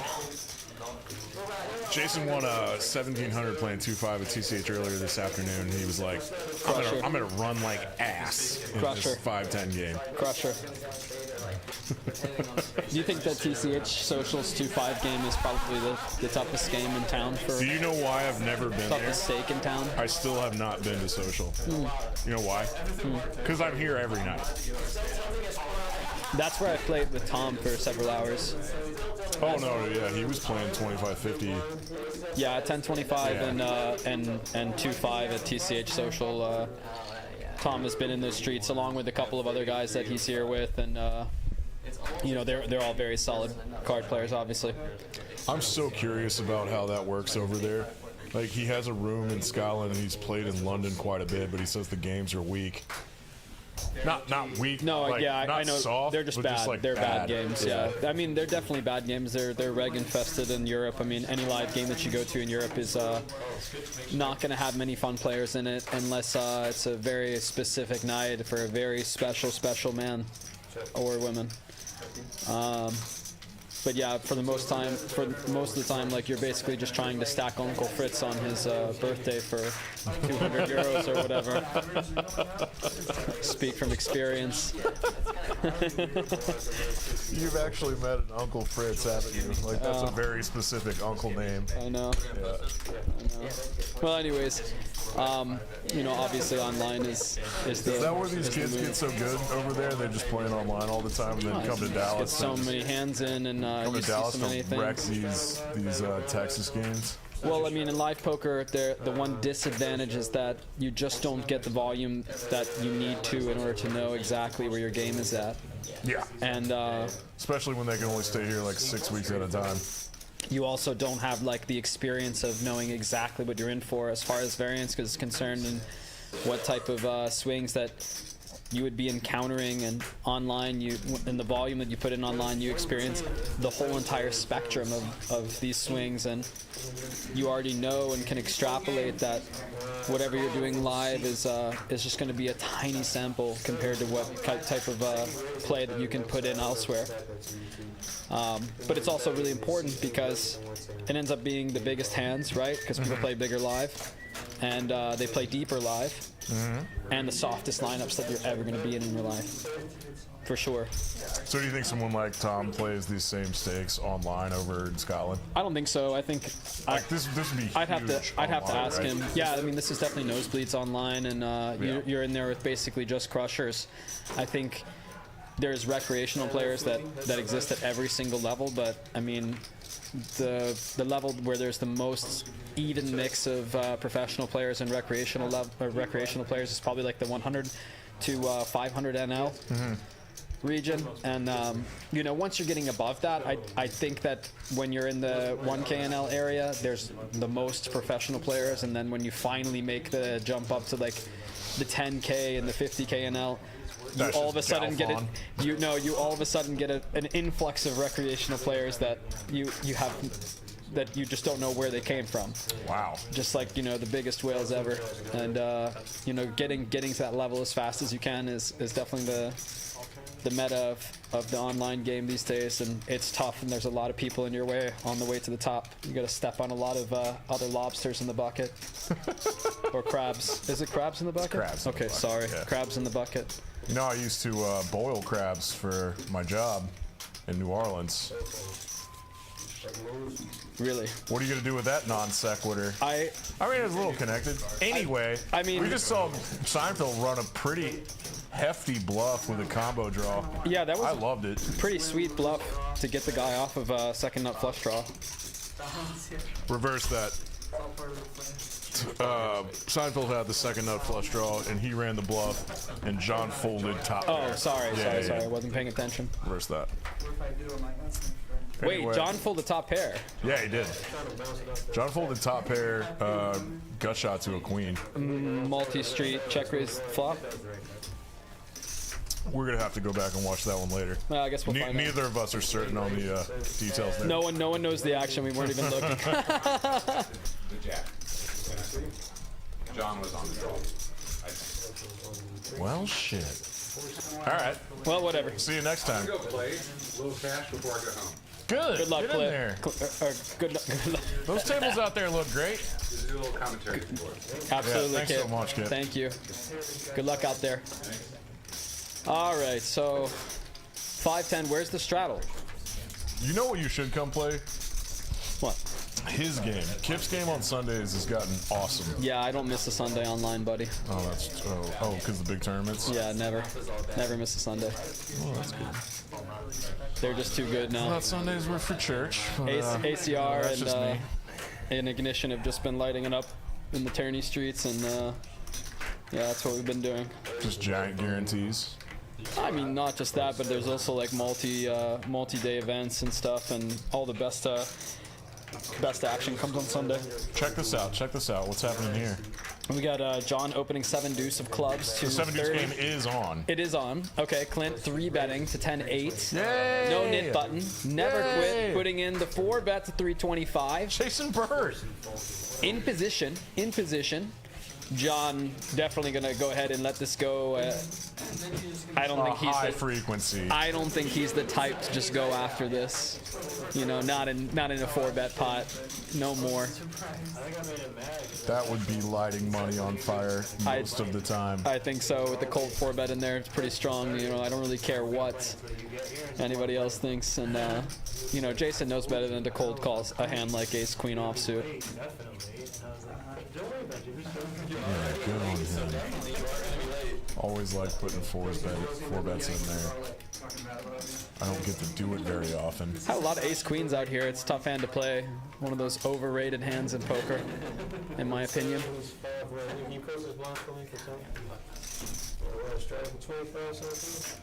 Very pretty hand for Clint here. Those are gorgeous. Oh boy. Oh boy, Jason's got the diamonds covered, and then Wolfgang with the queens, with a deep stack too, about to Topped up. another cold 4 hand, where Same he's gonna exact get configuration. where he's gonna get 2. Oh wait, it's just 3 bets since Yeah. Jason just calls behind, Never just. and I think Clint's gonna call this squeeze, and then Jason has an opportunity to back raise, which is interesting, but I think he'll just end up calling too, right? I don't know if Jason has the No, back no, raise he doesn't have the back in the raise in middle, the middle there. in his quiver. in his toolbox. Okay, Hello. pretty bad flop for Jason here. He's gonna lose some money. His donk lead again. I think Wolfgang knows better, and then just to shut this down right here and just put the money in. This is How bad of a flop is this for overpairs? it's This configuration. I think it's a one where you have to protect your equity heavily Yeah. when you do it, and you have to make a play that not many people do, which is to put the money in. Because he has too many pair plus gutters and backdoor flush draws, just like this one, and front door flush draws that get there in the turn. Yeah. Look at that. And then it makes your spot infinitely harder, even with the Queen of Hearts. The only solace that he has here is that he's blocking some amount of Queen Jack at this point. But even then, it's not really a big factor. We're gonna see check back here. Wolfgang has a lot of experience though. An SPR of 0.75. This is definitely dicey. And he's gonna get the showdown with these two exact hands that are in play too. This just board just got so much tougher and scarier. And he's going to be able to see. Oh well, it helps to get there too. But yeah, now Jason can comfortably get away from just the top pair, top kicker hand, which this hand class is for sure like lower portion of his range is the flatter. Don't do anything crazy, Jason. There you go, bud. Has double flatter basically. Jason should have more of the sets, but now it's not much of a and also the straights too. He's the only person that could have flopped the nuts. Brandon, he kind of like, I like it because he tilts the fuck at everybody else and doesn't bother me at all. Only person that had Jack 9 pre-flop. Gotcha. Yeah, now the nuts is significantly decreased in value as the 9 of hearts drops on the turn. So the open-ended straight flush draw and the straight, it's not in there technically. The combo's gone. So Yo comprendo. yeah. These V-pips. I think probably stuffing the queens with the Queen of Hearts is probably On the flop. is a tough play to find. On the flop? Yeah. Yeah. Just cramming it against the lead, which is so often like a pair and a gut shot. Or pair and I over. think with those stack sizes. It's so weird. It's definitely weird. I think with those stack sizes. I think Jason just led getting for it in. 400 into a pot of 1,000, or was it? It was 350 that Wolfgang made it pre. Yeah, I think so. Oh wow! So I mean, we were almost 1,200 in the middle to start, and Jason puts in 400. I think Wolfgang had a pot size bet behind. Yeah, I mean, I'm probably cramming in there. I'm getting it in. Yeah, I'm getting there. Of course, like Leads it's throw me off so hard though that I could just be like drawing dead. yeah, I mean, it's definitely such a weird spot because the guy who is double flatting can also have all of those sets too, but even then you're putting tons of pressure on sets. Yeah. Even though you expect to get called and you're pretty much dead. You're not folding out sets, but look at Tom just blasting off with 7 deuce here. Oh my gosh! Running into Clint's ace king. Counting chips. I think he just looked at Terrell to say I'm all in. That'd be ridiculous. I don't know. I don't think it's in a game like this. It's not too ridiculous. Yeah, I was gonna Why say. did I even say that? He only has a 5x 5-bet left here. The 7 deuce game changes everything when it comes to pre-flop aggression. And the Nick game's back on. Look at all these yellow dots.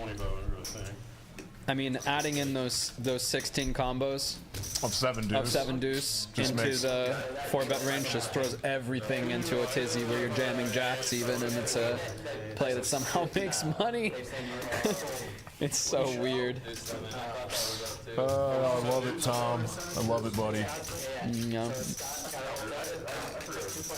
That's gonna get everybody to go away, and Tom is like, okay, I guess I just dusted off $500 of profit.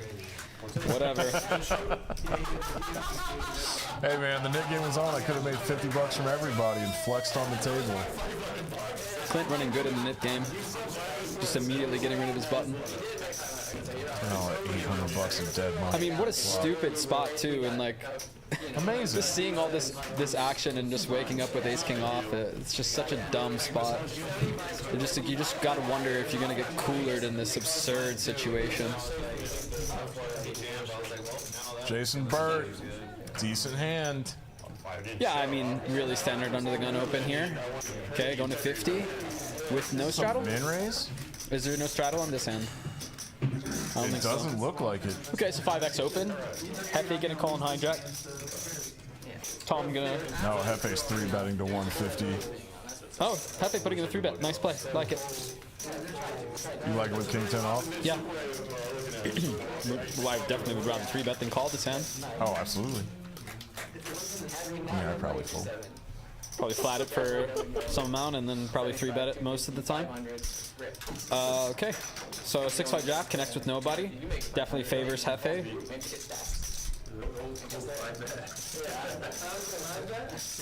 Has that overpair advantage. He's going to put in a C-bet at the third.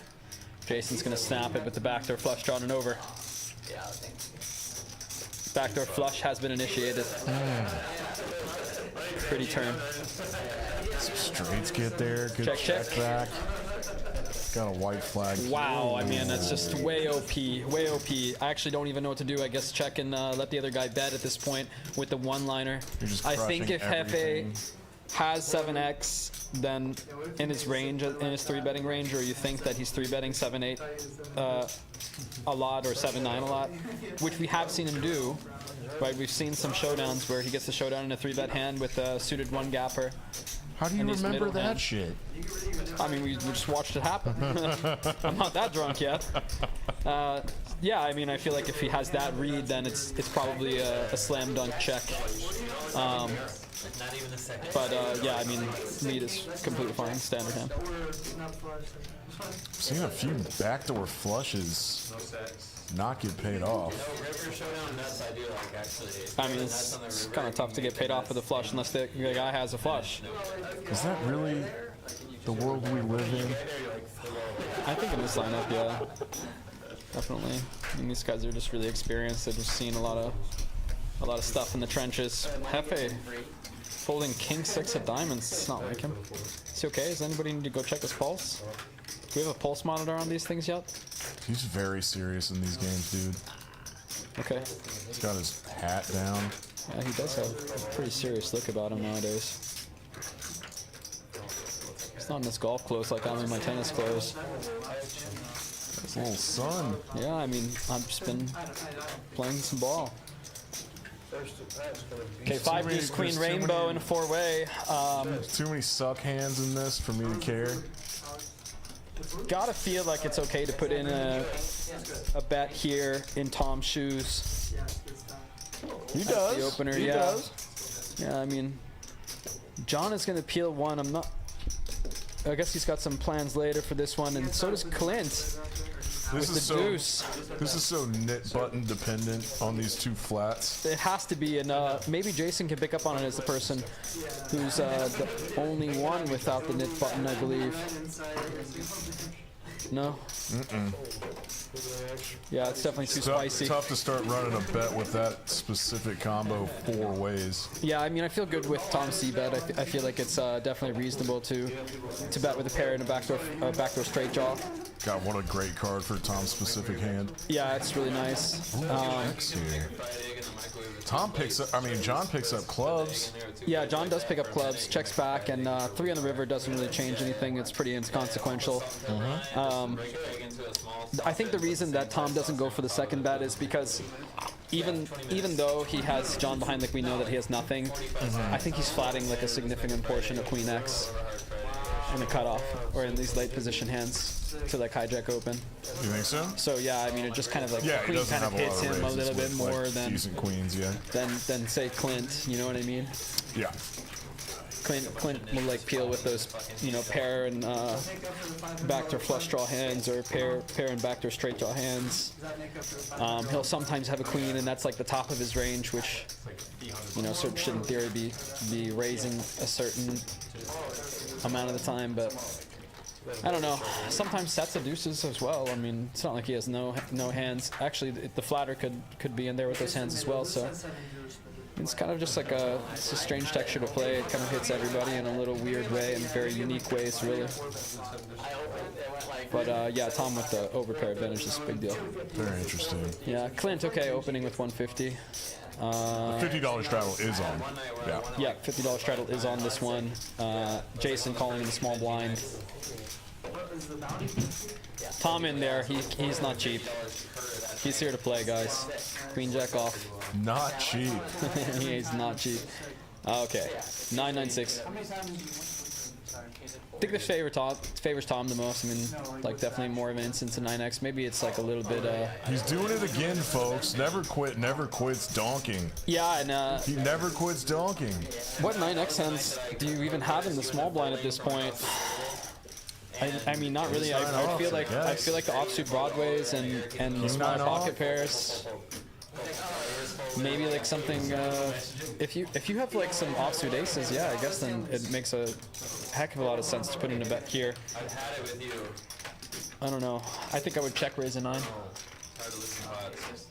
Because I mean, if you're gonna have the 9 there, and you know you have all 4 combos of 7-8 as well. Yeah, that's a good point, dude. Clint blocking both of the 7-8 combos here. Clint puts in a nice bet. Yeah, even still goes for thin value, despite blocking the bluffs here. If Jason's going to block the undercards, though, and one of them gets there. No flush draws came on the turn, and he goes 500. I don't know if Jason would be bluffing like fives through deuces here, even though I think they make sense as like more unnatural bluffs. It's kind of really hard to have natural bluffs in this spot, actually. It's really tough. 7-8 is the only one that we thought about, and then like the solid pocket pairs, I guess. Some like Broadway cards that would have some like incidence of 9x attached to them. Oh boy. 5s and 7s again. I think Clint's just gonna check it back. What do you think? He blocks any straights that got there somehow. That doesn't seem like it'd be in never quits range. I mean, what does he think he's up against at this point that he can get value from? I'm not sure. 7s into a bluff to try to fold out like maybe a mergey thing like 600 that don't 1k. Wow, I mean, this is definitely a good read is what this is. This is a confusing hand for me. This is definitely a confusing hand, and it's a great read from Clint. Jay has got the correct read that he's weak, but he's just slightly punches the felt. Yeah, I mean, bluff caught in a decent way. Like never would expect Clint to go that thin, right? Well, Clint's a very experienced player, and it's a very fancy play that we just saw, guys. He did give Jason the impression, who he knows is a field player, that he was weak in this situation, even though it was slightly stronger than a lot of the bluff catchers that Jason would decide to pick off as a hero call. And Jason felt the weakness, and I think he was absolutely right. He had a great read, and Clint just had the better read back. He was just on that next level above him, which is super cool. That's very cool. That's super cool. What a hand. Amazing hand. God, I feel so dumb saying that. No, you're not wrong. It's one of those hands that's just like super, it's a leveling war. Super deep shit. That is crazy. Like, I don't even really know how to talk about stuff like that, because it happens quite a bit in this 5-10 game where I'm just like, these guys are just leveling each other, right? Like, there's just reads on reads on reads here. Yeah, I mean, they've played a lot together. They definitely have. Yeah. What a play by. Just a lot of history, and Clint is just so adept at reading his player and finding his man, and same with Jason, except just with less experience than Clint. Clint's been doing this for like his whole life. It's amazing. I know, it's awesome. God, I feel bad for Bert. He's tilted his Sign flip-flopping 2 pair. Hello. Too bad Tom doesn't have anything to pay him with. I had the perfect hand to say exactly what I have. Seinfeld's been a little quiet tonight. He hasn't had too many. Just hasn't really been picking up hands to play with. Yeah. Yeah. Yeah, no, it's anything else. Okay, 150. What do you think? Would you float this hand or just let it go? We know what the book says. The book says to float. Tom's not cheap. Tom's not cheap. Backdoor straight draw, and that card's gonna shut it down. I mean, Like, where was that turn? Calling with ace high against hijack opens, you know, and the straddle is just, I don't know, I just feel like it's one that we can just let go. Depends on what size Seinfeld uses. I wonder if he's going to put something in like 135. That'd be so interesting, even though there's a flush draw on the board. I mean, sometimes these guys are just so crafty. No, Seinfeld's going to do the standard play. Yeah. Yeah, I mean, A lot of draws out there. yeah, it's just a lot of, you got to protect his hand. Yeah. Yeah, and also there's the nit button. Jeez, I keep forgetting about the nit button, I and forget how all the important time. that is, and that protecting your equity at this point is really worth a decent amount of Worth the money. money, yeah. Yeah, it's worth You're paying more. out 400 bucks. I mean, At 300 bucks $300, tonight. 300 bucks extra that you have to protect by getting your hand to showdown when you flop something. And I Yep. mean, it's tough to make a pair in this game. So yeah, definitely stand by the big bet then, and you know, protecting equity from draws. Value protection seems good. Something happened out there. We don't look over there because we don't want to spoil it for us. But yeah, we can hear behind the wall, and when fun things happen, we can hear everybody yelling and be like, We're about to "Ooh, see folks, something we're about to fun. see some kick-ass shit in 15 minutes." Fun. All right, 9-8. Clint raises. Jason does not flat ace-9 off. Right, so a little bit of inconsistency in the pre-flop stuff, in late position and small blind. Tom is Here we definitely go. going to be 3-betting. Let's get this through. Let's get that 7 Let's deuce. get this 7 deuce Let's get through. that First 7 time deuce tonight. through. Yeah, let's get that 7 deuce through. 300. Yeah, come on, Clint. There you go, buddy. Why not? Oh, this We're is- running this is okay. Fun defend. Yeah, I'm up a lot. We're running okay. Two Might people as well stacked at the defend with the table. suited connector here. Okay, flop a pair against an ace. It's not bad. Definitely favoring Tom with the flush draw. It's gonna have to continue with such a terrible hand as 7 deuce, but it's about as good as a flop as I could ever ask for with 7 deuce. Oh, Ace on it too. It's like definitely pretty scary if he decided to peel light. he's gonna play it standard like he's got. Okay, snap ace call. here. Snap call, very interesting. A little bit weaker. You know, some of these old school guys like to snap it and try to act strong. It's like it's really tough. Don't even have a decision. Snap. Ends up being this marginal showdown value hand. Let's see if Tom can put in the second. It's gonna have to go pretty big, right? Something like 800, 900. It's definitely a scary board to do it, right? Not for Tom. I think he's uttered an overbet, my friends. 1.2, the man knows himself, and he's ready to put everything on the line for the 7 deuce hand. I mean, And he's gonna get it through. he's just Let's go. treating it. Yeah, he's just Let's treating it like go. a normal flush draw, right? 7. Anyone gonna get insurance? He's slow rolling. Insurance? Yeah. Insurance? Anyone insurance? Pay the man. Hey, Tom from the Glasgow. man. Nice work, Tom from Glasgow. Great play. Hey, Brad Kogel's telling you to go play. He doesn't play on stream, Brad. What's up, buddy? Thanks for getting in this chat. Oh, let me see the chat. In the chat. Oh, okay. Yeah, it's just us, right? It's Tuesday, yeah. Yeah, it's 12 people watching. What's up, Brad Kogel? Cola, go play. I know, right? Sham called me a nit. That's my favorite. I love Sham.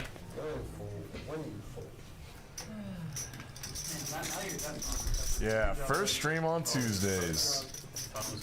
Everybody watching, turn on those notifications. Okay, we got Wolfgang getting a little frisky here. And Hefe is definitely like putting a pit in Wolfgang's stomach. I mean, you never really want to see A flat. too many flat from the button when you're opening ace-5 off in the cutoff. Yeah, that's terrible. Oh, man. John's in there with rags. Yep. Dirt. He's Dirt kind of rags. bored, I'd assume, playing such a terrible hand. Wolfgang checks. No continue. He's got Yeah, and then Eric puts in a I guess a c-bet bluff. This is gonna work, right? I guess. I mean, El Jefe. It's hard to make a pair. You got fours. Put in some protection, I guess. Yeah, I mean against cutoff range, he doesn't always have to have a king, Right. You know. How often does he check a king? Half the time? I would say probably cutoff opening range is a little stronger than the button flat one, but I mean, you know. Yeah. $230 a Jefe. All right, let's go.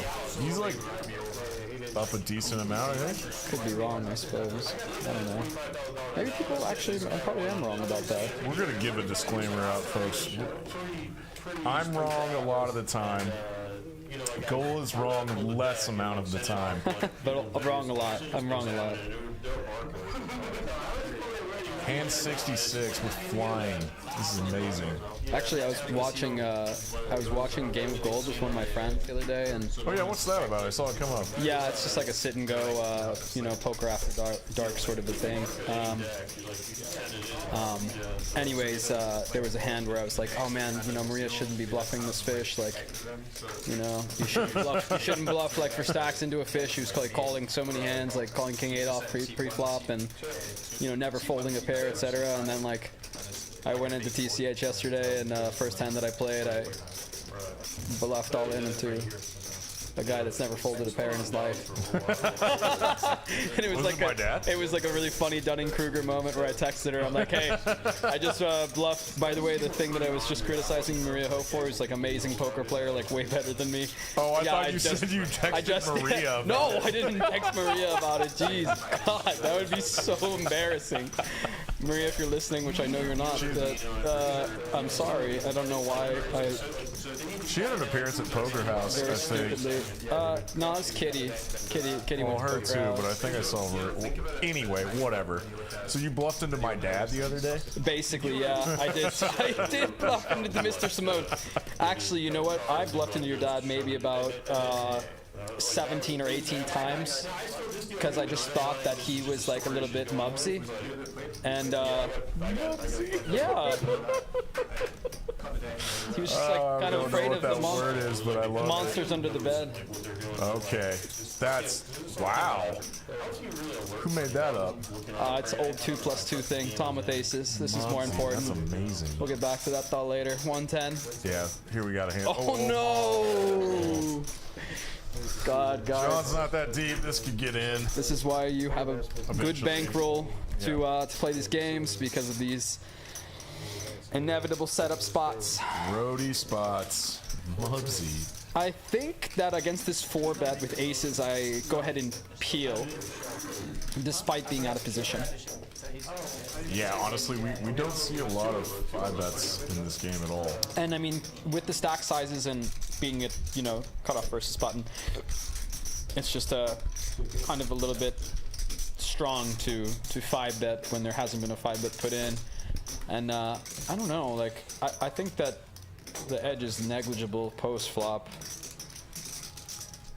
but its hand's just so strong. Yeah. I I definitely do not understand. all in. Okay. I think it's a He did get Stack size the read. He did get the read that John has a good hand.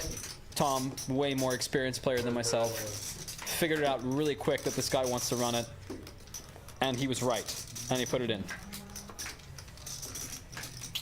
And his great read really did pay off. They're gonna go twice. And then there's an ace in the it's second, dead. so all right. yeah, dead on the turn. Goopski for Tom. Yeah, it's just super unfortunate spot, and John been running sort of card dead all night, right? Like hasn't really picked up a meaningful hand, and finally gets one, and the guy has aces. It's just such a disaster. It's spirit killing. It'll kill your spirit. John is definitely in a spot that I was in many times before in my life, and I think in this situation, I just get up. I don't even go for another barrel, but It happens to everybody equally. And he's not a get up guy. no, he's not. I know he's not. I've played with him a little bit before at TCH, and yeah, he's definitely pretty strong mentally. So I assume that he's going to be hanging around. Very fortunate runouts for the out of towner. Absolutely. We're definitely not rooting for you, Tom, even though you're a great player. I'm rooting for him. That's my boy. You know, I make friends with all the out of towners. I'm sorry. That's friends already. I'm friends with Jason here, and I'm friends with Hefe and Wolfgang, and Seinfeld and Clint, my boys, and John. Everyone but Tom. Everybody but the out of towner, because there's no way I'll be able to get his money. No, he's gotten stuck pretty hard in these 5-10 streams the last few weeks, and then Rigged game. I hear it came back. Rigged. Just a rigged game. He got a bunch of money back from Benji. Where in the? All right. Oh, the very last hand that I played in this game, I got coolered by Benji, and I was like, you know what, this is it. I should be stacking Benji like 100% of the time. I remember the exact hand. Yeah, it was an absurd hand. I remember that exact moment. Yeah, poker not a game for people who hate losing. You just have to pay him off. Oh my Hello. gosh, just way too OP, never getting value, sucks. Sucks. For the people watching, that means overpowered. You just have the board locked up. It's way too really locked hard up. for Seinfeld to have anything. He's letting him bluff it. God, he's such a highway gambler. I love it. Jesus. I love it. He snap rips with 760. Yeah. Shows it. Hit button. Didn't even have one. Oh, I think he might have. Because now it's down to Hefe and Wolfgang again. Yeah, Hefe and Wolfgang again. I mean, Wolfgang running completely dead. You know, only Under picked up 20 for Wolfgang. He's It's unusual. only picked up one hand all night. Yeah. One hand, and it was in an insanely tough spot. Insanely tough spot with the queens against the double flatter. Oh yeah. Yeah, we had Clint open king queen suited, Jason fold. Oh yeah, king queen of diamonds, Jason flat, ace 10 of diamonds behind, Wolfgang squeezes queens, and the flop was like 10 7 8 heart diamond. Insane. Rivered hearts though. He did river hearts, but it was just such a tough flop spot, such a tough turn spot after Jason leads. I mean, that was a tough hand. I mean, it's very Wasn't tough our to navigate. conclusion to just shove? Flop? Yeah, I mean that's like pretty. I don't even know. I have to look that hand up. I wonder what it is. I mean, there's tons of spots like if you just put it into a computer and you want the fast answer that the computer will just say like, oh yeah, protect your equity against like all this other hands. But like, you know, Jason's not a solver. You know, he doesn't have like all of these hands that he's supposed to have, and I don't think a solver would even have like a double flat range, quote unquote, at like whatever our stack depth is in that hand. So 400 big blind. Yeah. 510. So yeah, I don't know. That checks out. I don't know, but yeah, in the draw heavy boards seems like pretty standard. Especially when they can have a pair plus an open ender. I mean, definitely 9-10 is in there. You know, 9-10 of diamonds. Yeah. Just moonlighted. For Jason, for sure. Jason as a double flatter. For sure. I mean, for sure it's in there. I can't remember last time I double flatted. Anyway, if Juanito or Amber or anyone out there is watching this, we need a Mickey. We need a Rain Dance special. Rain dance. That's not how this works, man. They usually watch us at the bar and can hear us. Really? Yeah. They're on a delay, yeah? Well, no, they would be watching it. Yeah, we're on a delay too. Yeah. We're watching. I know we're on a delay, but like, when is this airing? No? It's airing now. Oh. I'm stupid. Why am I? No, the timing is. Why am I commentating? This is I'm too stupid to commentate or play poker for that matter. I'm just the punching. visuals and the audio are not happening contemporaneously. Yeah. This visual has happened. No, I understand. 15 No, I minutes understand. ago. No, I understand now. I understand now. But you know, I was too stupid to understand 5 seconds We're ago. broadcasting live on delay here at Peaks Dallas Live. Rain Dan. Oh my God! What is Hefe? Okay, this is gonna be a big hand, guys. Yes, mystery hands. Okay, let's talk through this. Wolfgang opened. I think it folded around a hit. Wow! All Just in! rips. All in! All in! It's Nit Button versus Nit Button. No. Oh yes. We don't even have graphics. I think it went open. Wolfgang 3-bet small blind. Eric 4-bet small blind or big blind. Sixes. And then okay, so we got from graphics that it's A6 versus 10s. Okay, so I'm assuming that this is A6 of clubs and black 10s, 10 club, 10 spade. Eric, the provider, needs to dodge some stuff. Twice, guys. Twice. Okay. So Eric's got to dodge 70-30 twice. Okay. Backdoor clubs coming in. Broccoli. No broccoli. Nice. Full house for the first run out with 2 clubs gone.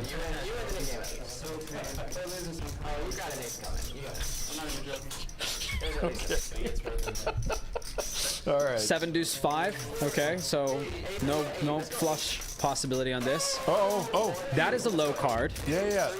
and that is a middle card. Oh, Wolfgang hits a straight on the bottom. Is that an 8 or a 7 or what do we got here? Is, He runner straighted. oh, he runner straighted 5 to 9. They're chopping this up. Yeah. He runner straighted 5 to 9. Wow, that is some run bad there for Eric. Thank you, graphics, for telling us. I don't know graphics' name. That's not a bad nickname. I don't Graphics. know if we want to like just out, the person who's behind graphics, and I didn't get any consent for that. Think just graphics is a kick-ass nickname. Graphics is pretty cool. Oh, Juanito. Yeah, that's it. Nip button's coming out again. All right, I'm gonna go. Oh, thanks, dude. And you know what I love about tonight? No bomb pots. The $25 straddle and the $50 straddle are on.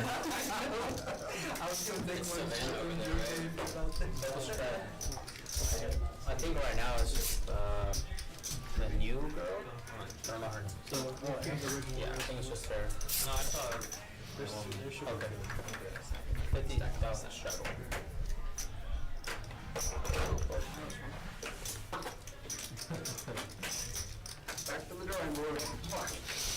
All right, this is Peaks Dallas Live. My name's Dan Simone. Doing a little reset for all you 15 people watching. Usually picks up at this point in the night.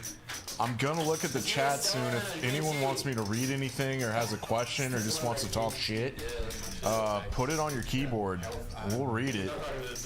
We got a couple of 6s gonna battle here. Seinfeld's got the better kicker. Backdoor spades for John. A 4 helps nobody. It's better for John. This could get a check back from Seinfeld. Yeah, there it is. Oh, and an 8. We got a 4-liner to a straight. John's not going to bluff a 6. He's got showdown value. We got out-kicked again. That's weak. Look at Tom. Tom's up a buy-in and a half. Never quits down 2.7. John's down 3. I don't really remember how Jason Burt got stuck that fast. But he usually makes it back.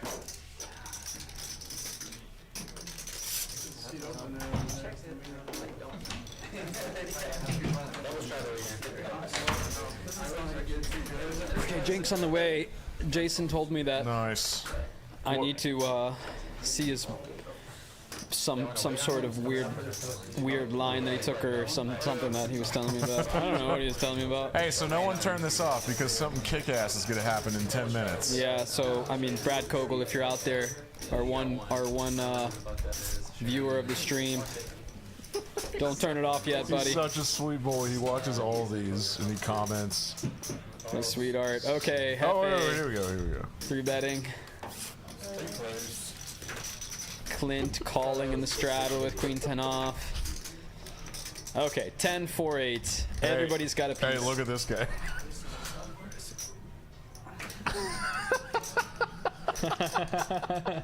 Who's that? Hey, I don't know. We do need to improve our production, I guess, just don't we?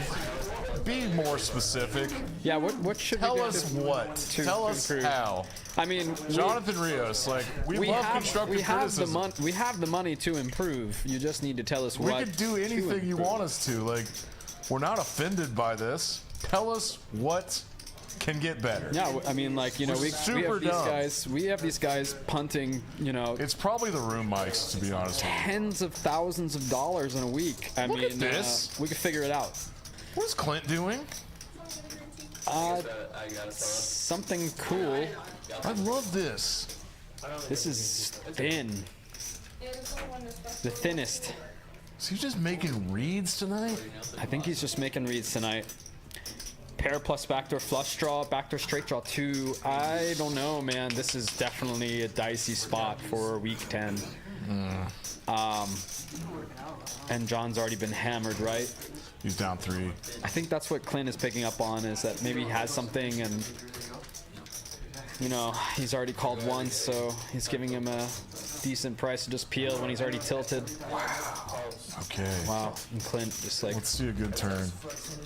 wow. Okay, Okay. spicy turn, guys. Okay. Spicy turn. Not only does it bring a one-liner to a higher straight Yeah. for Clint, which would be an insane cooler, Yeah.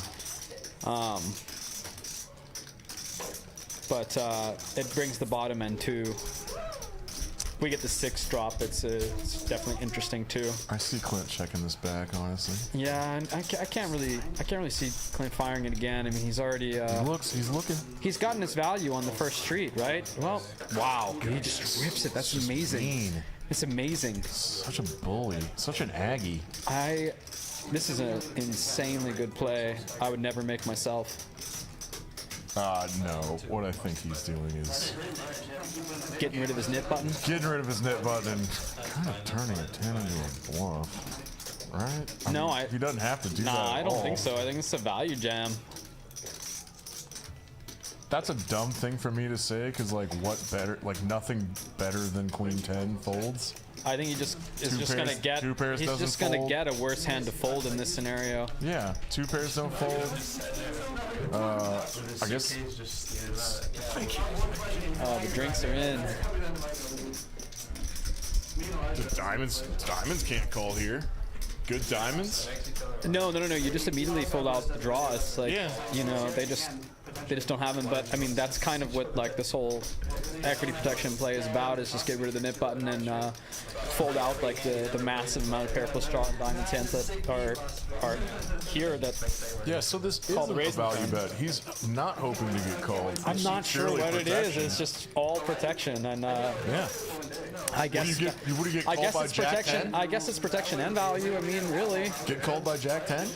That's it? I mean, he might get called by 10-7. He's putting it on the line. Oh, look at him. Yeah. He's We're got close. Top pair, open-ended. Jeez. We are close. Count it out. It's close to over the line, Dan. What are the pot odds here? It's 5.8. Nah, those don't really match up because it doesn't take into account the effective stack.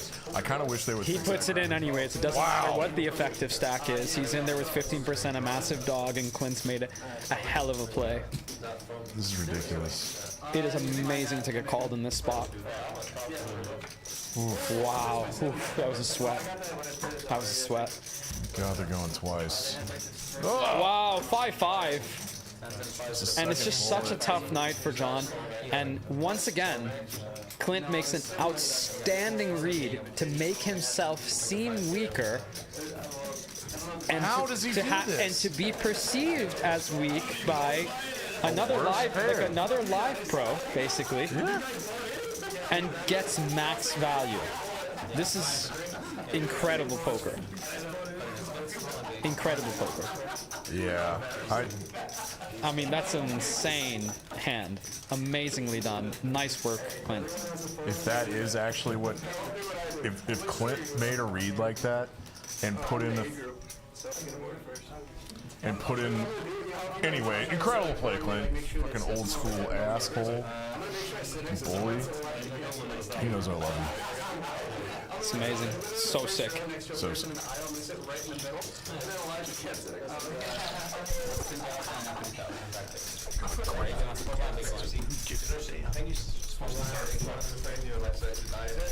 Okay, so we're just in leveling wars because of the Nit game, and that's the We're doing our story best, tonight, folks. guys. Clint is the Nit game goat, the absolute goat of the doing Nit our game. best. He has this thing so far figured out, and he knows exactly what everyone's reactions are. If he gets even a sniff that you got top pair bad kicker or top pair in a draw, don't worry, you're gonna be putting it in almost dead against whatever he's got.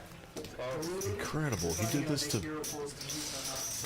Jaybert with 7s versus 5s. Like, that's something I'm gonna hear about. Just knows his man really well, you know? Something like that, at least. Pair of 9s for John. He's in on 3rd bullet. 100. So John's stuck big.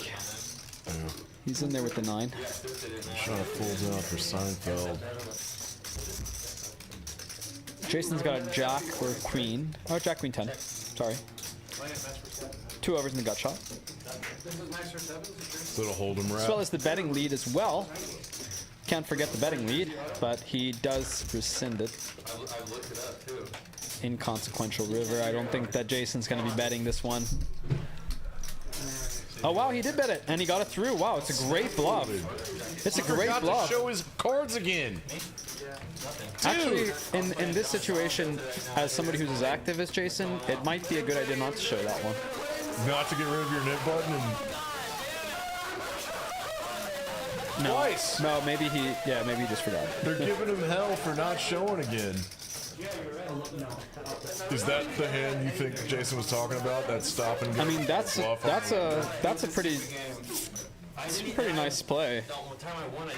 Not really one that I expect to see that often, but I mean, check on the river since weakness. Have the feel that you can get it through. you know, but against a guy like John who just like, keeps getting stacked left and right and just kind of gonna end up being more sticky than normal. He did snap pot it. Not sure how much thought went into it. Yeah, it's true. It was quick. Generally, I think most people perceive it as weak, but I mean, I don't really always subscribe to that, you know, theory. It's just it's kind of the standard knowledge. Look at some of these fun hands. Oh boy. Open ender for Jason. Flush draw for Seinfeld. Flush draw for John. John. This pot could get big. This could get big John fast. just pots this. Ooh-wee. Okay, here we go. Seinfeld. He's got some bad intentions with the pair and a flush draw. He doesn't know he's in bad shape and covered, but he knows it's a risk. He's going to be putting in the call. Definitely never folding his hand right. Jason, I think you can call one off and just kind of evaluate turns. Probably not a winning play, but if you feel like you can take it away on later streets if the draws break out. 3 ways. I like this turn card for Always Jason's super hand. risky. Well, I mean, now this is definitely this is a great river for Jason. This is a great river for Jason, especially after check through. You know who's more likely to take advantage of this? Seinfeld. Seinfeld. Yeah, absolutely, I agree. Blocking the full house, but I don't know. I feel like Jason has as strong of a range as he does under the gun. I think that Seinfeld will just elect to pass this one, check it to Jason, and Jason is for sure going to go with it with 5 high. God, how did you know that? This is the bottom of his range. It's just like Yeah, I know how Jason that's thinks. enough of a reason to bluff here. I think he's going to get this one through for sure. This is going to work. I mean, he just has such a big range advantage in this spot, especially after check through in the draws brick. Pair the boards. Snap pots it is amazing. He did the same snap pot again. I think also Jason gets caught really bad when a 6 drops or an 8 drops. He doesn't really know that, you know, there's not too many good rivers that he can bluff with, and I think it's a risky play to float the flop like that, especially 3 ways, but it's going to pay off this time. I think he's got it through. He made a great read in the end after the snap check turn. If anyone's capable of putting the bluff catch here, It's Seinfeld. I keep saying that. He's just like one of my favorite players. Well, he's so good. He's going to be folding this one, though. Well, it's just too close. It's so marginal. Like, just come on. You're going to play another poker round another day. He's pissed about it. Yeah, I know. He gets to see the bluff, too.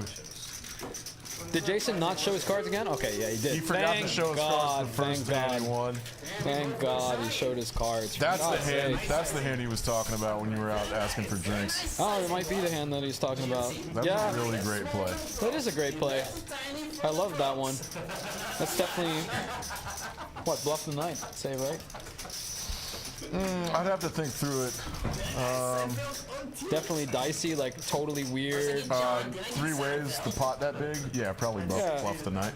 Yeah, I mean, I'd say bluff the night. It's pretty tough to find that one, right? I don't know, 5 high, don't you just have to bluff that? I mean, just getting to the river is just like it's an accomplishment in itself. Yeah.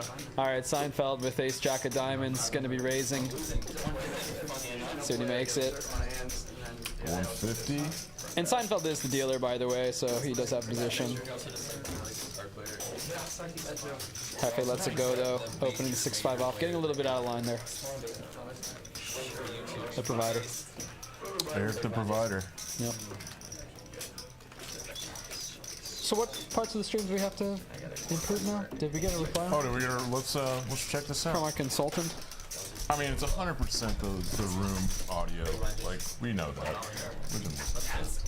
Oh, it's mic up the room. Yeah, I think that'd be cool. Mike's on the room. Mike's on the rail.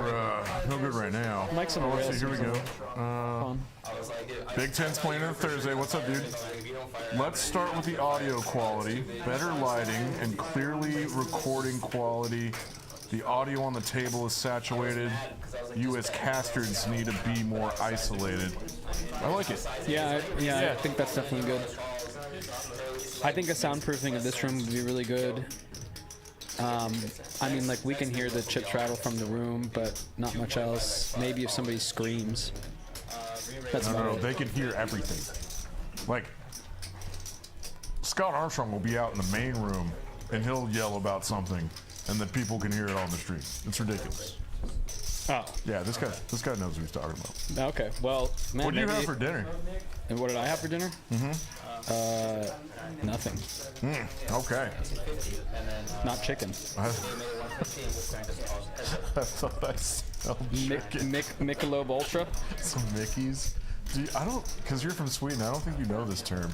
What? Mickey is a slang for, like, date rape drug, Oh no. like a Spanish fly. Oh god. So if you have a Mickey, you're, like, trying to get sexually assaulted. That is not good. Maybe we shouldn't talk about that. Oh, we just got word look that who he is! Benji Look walks into who's the walking in. goddamn room. The little dictator himself, He's in here.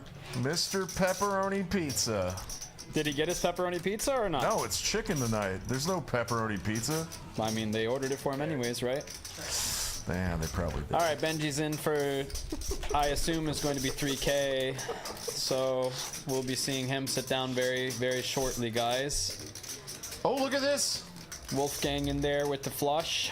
Seinfeld was trying to jam through 7 deuce. It's not gonna work. Bye. Of course. Of course you hit your flush, and I'm just miserable. God, I love that. Wait, did he have a flush or did he just have king high? No, Seinfeld river to flush. All right, runner flushed it. We were reading the chat. Wolfgang went runner for a flush. Is Jason K. Jason Quack? Is that you, Quack Man? Merge bet. Suspect jam on the turn. Opponent should never be calling with worse. Yeah, he's talking about Clint. Oh, the Clint's jam with Queen 10. Yeah, I think Jason K is Jason Kwok. Yeah. What's up, Jason Kwok? How's law school? Man's up in Georgetown at law school. Yeah, what a smarty. Smartest Smarty man. smartest dudes I know. Yeah, I mean, I definitely think it's mergy. It's sort of weird. I don't know. I'd have to ask Clint about it, really. Yeah, I'm gonna go ask him. I definitely want to know what he was thinking there. It's What is this interesting dance play. that Wolfgang's doing? That must be some sort of a TikTok thing that he's doing. You know, these kids and their TikTok these days. We're so old. I know. All right, Tom. He's up quite a bit. He's got some big pots tonight. Seinfeld's out of there. It's folded around to the button, and Clint's got a big one. Standard sizing. Gets called by suited 10.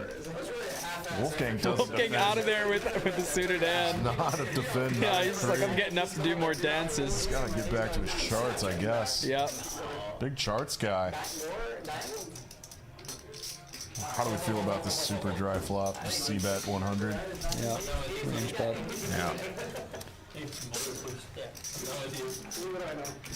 I've been trying to do some decent board texture explanations, but I'm more or less like speculating on whose range it's better for a lot of the time. And I feel like I'm wrong quite a bit. It's a lot of guesswork. I think a lot of people just like assign the top pair combos to most board textures, and then they just kind of forget about everything else. And they, That sounds you know, like what I'm doing. which is just so typical of like everybody. I mean, that's just what you're gonna do. You know, you just only think about like the worst case scenario, and you know, you get mubsy. But you get mubsy. You get mumsy about it, and then you miss out on all these spots where, of course, you know, C-bet is profitable over a long period of time. I love this new term that you taught me tonight. Yeah. Tom gets rid of his nib button with ace-10. He just gets a walk. And now it's down to John and Hefe. This is the third one in a row. Hefe's the one of the last two. Guess he went a little card dead. Yeah, so what I was about to ask you when I was explaining that. Yeah. The monsters under the bed syndrome? Or? No. Just like understanding whose range is better on what board textures. I wouldn't think Like about it what too sort of deeply. resource is best for studying. What resource is best for that? I mean, I wouldn't think it's a solver at that level. I mean, I something so basic to do. I think you could do it right on your phone with just an equity calculator, or you know, possibly one thing that you could do on top of that is use HRC or something like that. Hold the resources calculator. You just need a resources calculator. Yeah. You know. Oh, you've showed me that before. Yeah. Good old HRC. You know who else has showed me that before? Seinfeld. Uses it all the time. We talked about one hand for like an hour. Yeah. So Seinfeld sounds like he has got a similar idea of studying than I do. I would not be surprised at all. But I have one on my phone too. It's called Poker Cruncher. You can get it for you know, your phone. Seinfeld's got Quacktastic right now. Yeah, he's got the duckies. No one's paying him anything. The mighty ducks, not just the regular ducks. Why is what? Set. No, that's what I'm saying. He's Quacktastic. Yeah, it's quacked up.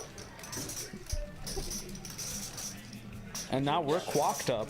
Dude, I never thought to be quacked up. he watches these. He watches them. I was kind of flattered when What a degen. he jumped in the chat a while back. Really excited to hear from him. What's he doing? Don't ever do that again. All right, we're down to 10. He turned it off as soon as we did send something. He's like, I can't do this anymore. We got some good feedback on the audio stuff. We did actually. Maybe we we should appreciate just that. maybe we should just hire that guy, eh? Well, I got Renee in here to do a little eval. I wonder if he's watching. Oh yeah, Honestly, we're gonna have Renee. to. Yeah, Renee's the best sound guy we know. Renee. We're gonna have to get individual mics on everybody if we want to do it right. Yeah, like what do you think is the way that we It's do a that? glass fishbowl. Like it's a terrible room for sound stuff. You know, do you just put like some of the mics on the rail, or do you put them behind the player? I mean, it's just really Everyone fun. just- I don't know anything about it. Everyone just clips it to their shirt like I'm they just do it at speculating, TCH. just like I do in poker table. Don't know anything about what I'm doing. Just We're just speculating hand to hand. We're just trying to sound like we know what we're talking about. Jason betting here. He loves his clean diapers too. John with the backdoor flush and straight jaw is going to peel with the clean diaper. 7 on the turn. 7 deuce gets there. Snap check on the turn. Interesting. Queen high is good. Queen high good. Okay. I had that flipped. I thought Jason had the clean diaper. No, Whatever. no. John had the queen diaper. Jason had queen high. Down to Hefe and John for the nip button. So I feel John should probably have made a play on that last hand. I think so. Kind of tough when the other guy can have 7 deuce. And Bottom of his range, right? 3 high. I would assume so. He has the nut low. Stupid line of reasoning. Oh yeah, you have to make a play. have to you bluff have to here. make a play at it with 3 high. You gotta. Real hand for Jason Burt. Pocket And for jacks. Hefe. One of the last 2. I think he might go aggressive. He does. Uh-oh, that's a 4 betting face. Tom is 4 betting my face. God. 4 betting face We with both aces. saw it immediately. Oh, we both knew. It's so sad that I spend too much time at a poker table. Oh God, we saw his face got a little redder too. Yeah. Christ almighty. 775. Yeah. Jason's in for a world of pain right now. I think. No. Jammer fold, right? No, I think he's probably just gonna call this to keep Eric in, possibly. Yes. See, that's a concept that I'm not comfortable with. Like keeping people in with middle pairs like this. This is definitely dicey, especially to play jacks out of position. I mean, I think That's what I'm myself, saying. I would You just. want a third guy in there? I wouldn't. Wow, he just He puts rips, it in. yeah. I wouldn't.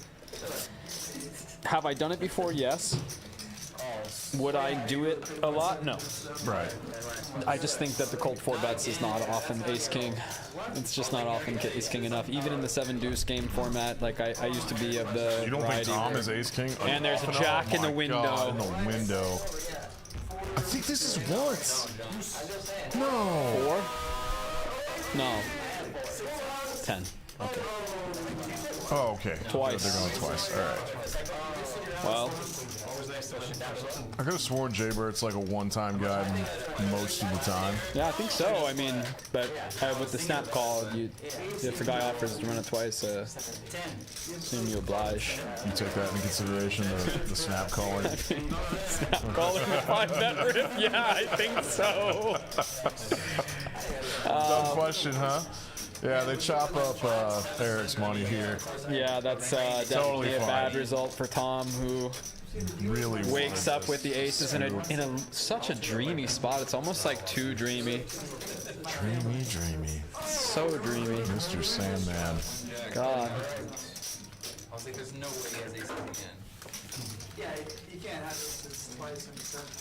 I don't know. Tom, big winner. Tom get greedy? I mean, Tom, big winner, running great today. Just like on the right side of everything. Clint, big winner, making Has been. insane reads. Clint is straight With up, his like, mergy, Queen 10 earned that jam. shit. And his awesome value bet with the 7s, just displaying so much weakness to somebody who puts a lot of stock in how they read their man. And it's just been a field day. It's a clinic.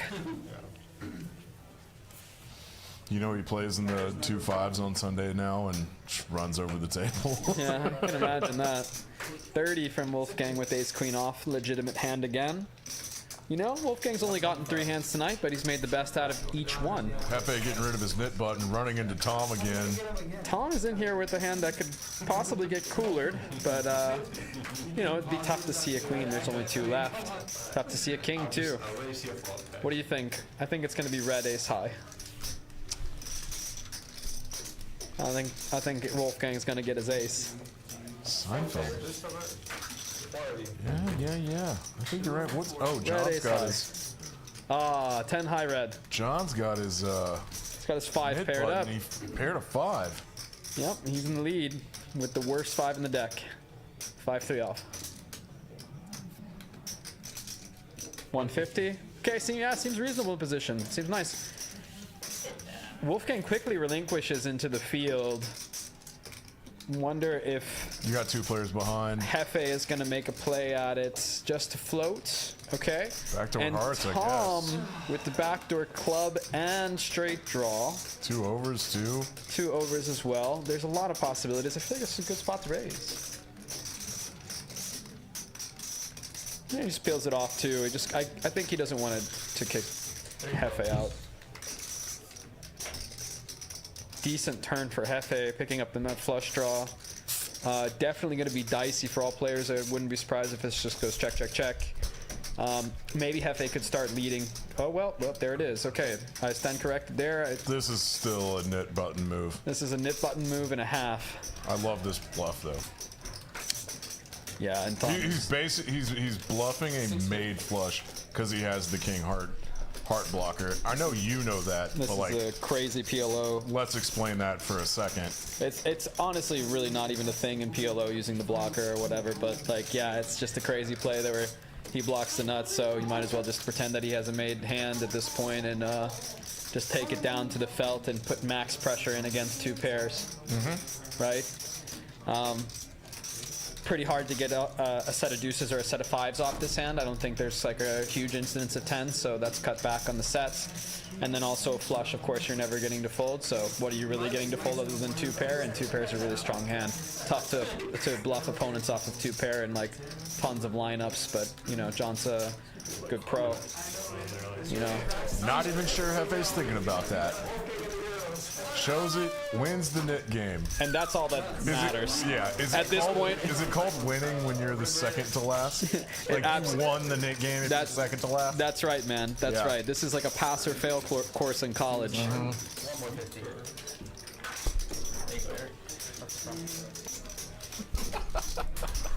Oh, I love 5-10 night. Seen some really, really interesting stuff, and there's a lot to talk about. And thanks for coming in, bud. If anyone was gonna do some analysis on 5-10 night, happy it's you. No, thanks, buddy. I don't know if it's that good, but Oh no, trust me, I'll hear about this. We'll get feedback. yeah. I mean, it seems like we have a lot of criticism, but I don't know. Don't do No, this it's too like often. the sound guys that make comments on the YouTube channel. I know. No, there's I mean, been like multiple sound guys that have just been like, I'll come over there and fix shit. yeah. Well, I mean, take the advice and hire a man to do it. Tom, late versus late. Middle Okay, yeah. versus middle. Isolating Hefe at this point. Yeah. I mean, we've already seen him snap fold some opens. Here's a move. Seinfeld's like kind of bored, not that bored. I've seen him do this before. He senses these spots where he knows that Tom is kind of light. Or a spot where he's picking on Hefe too much. He's picking on like a configuration where he knows player types. Oh, and look at Tom is giving a little speech and a laugh. What a wry little laugh here. God, is he gonna peel after making this little like? Can't do anything nah, after he making can't. a face like that. No, he can't. But he knows that he got caught with his hand in the cookie jar. You know, Seinfeld is really privy to that, and like somebody isolating a guy like Hefe. So you know, he knows it's gonna be pretty decently wide, and trying to get heads up with Hefe. He's inspired me to do that more at 1-2. Like I put in just cold 4s at 1-2 with trash, just because I know like what configuration and player type is happening, and just pouncing on it. It works half the time. I mean, that's the whole game, and It costs me money. I don't give a shit. you know, sometimes, yeah, I was gonna say you have to be ready to play for stacks if you're gonna do that, especially if there's a lot of short stacks in there. Super deep. Oh, good. Well, I mean, then if when you're super deep, We're you like can 500 big blinds. yeah, you can take advantage of it of somebody just not being able to click the all-in button, but you know, depends on who's in there. All right, Benji's in the game, guys. Look out. Is he gonna open his first hand? No, he folds the king 10. What a nit. Where are the nit buttons at? How can he sit down in the middle of the Nick game? Oh, it's not. It's not the John just lost. All right, close Clint. to the button. Clint a little wide. He'll get the nit buttons out. Make sure to give Benji one so that he opens king 10 off. Yeah, I think so. Nah, it's trash out. But, Yeah. Big charts guy. okay. Benji, big charts guy. Clint makes a pair in the turn. Gonna go for some thin value. Normally take like 30 seconds. 40. I think Wolfgang just lets it go. Like half an hour when it's supposed to take like. It's not like the button has no sevens. Oh, Wolfgang gonna raise. Stand corrected. Does this make sense? I mean, he has 7-8 blocks. Bluffs here? I think I'm not sure if like this is completely over bluffed, but I wouldn't say it's under. Using the big blind. Yeah, he's in the big blind. I mean, this definitely is a board that hits him more than Clint, quote unquote. Yep. But even though Clint opened button, I think it's pretty neutral. And Clint's gonna have more of the strong top pairs like ace 7 and ace 5, which is what he has. You know, it's just basically Wolfgang saying like, hey, you know, I think that you have a lot of Broadway overcards that I think I'm just going to fold out right here, and I can win with king high, which makes me a lot of money. There's some incidents of like pocket fours or pocket sixes that, you know, I can put a little bit of pressure on. I'm not sure pocket eights is folding at all. Dude, No, Clint they is make in a two pair. flow state. Clint is in a flow state, right? I don't even really know what that means. Clint makes the hero. Not really a hero. I think it's more standard call than anything like that. But I think from Clint's perspective, it's like, yeah, I got this guy. I got this guy. I got to read. I got this guy. Yeah, Clint's reads just have been completely on point. He's just every single hand has just been right on top of it all night. Great poker. I'm scared because I played against him. Well, I mean, you know, hopefully don't play against him on a Tuesday night like tonight. Yeah, he's really turned it on for the 5-10 game. Brought his A game. Yeah. Sham was in that 9th seat and something happened. Like Eric said, we have another dude. Benji's gonna be super late. We have to stop off for pizza. Okay, John opening A7 off. What, a little loose, right? But not bad. Seinfeld calling behind with suited king. Jason's in there on the button with Jack 4 suited. Not the Robbie, but close. Look at this. And we got 5 ways, 3s and 6-4. 3s flops a set. Bingo. I mean, bang.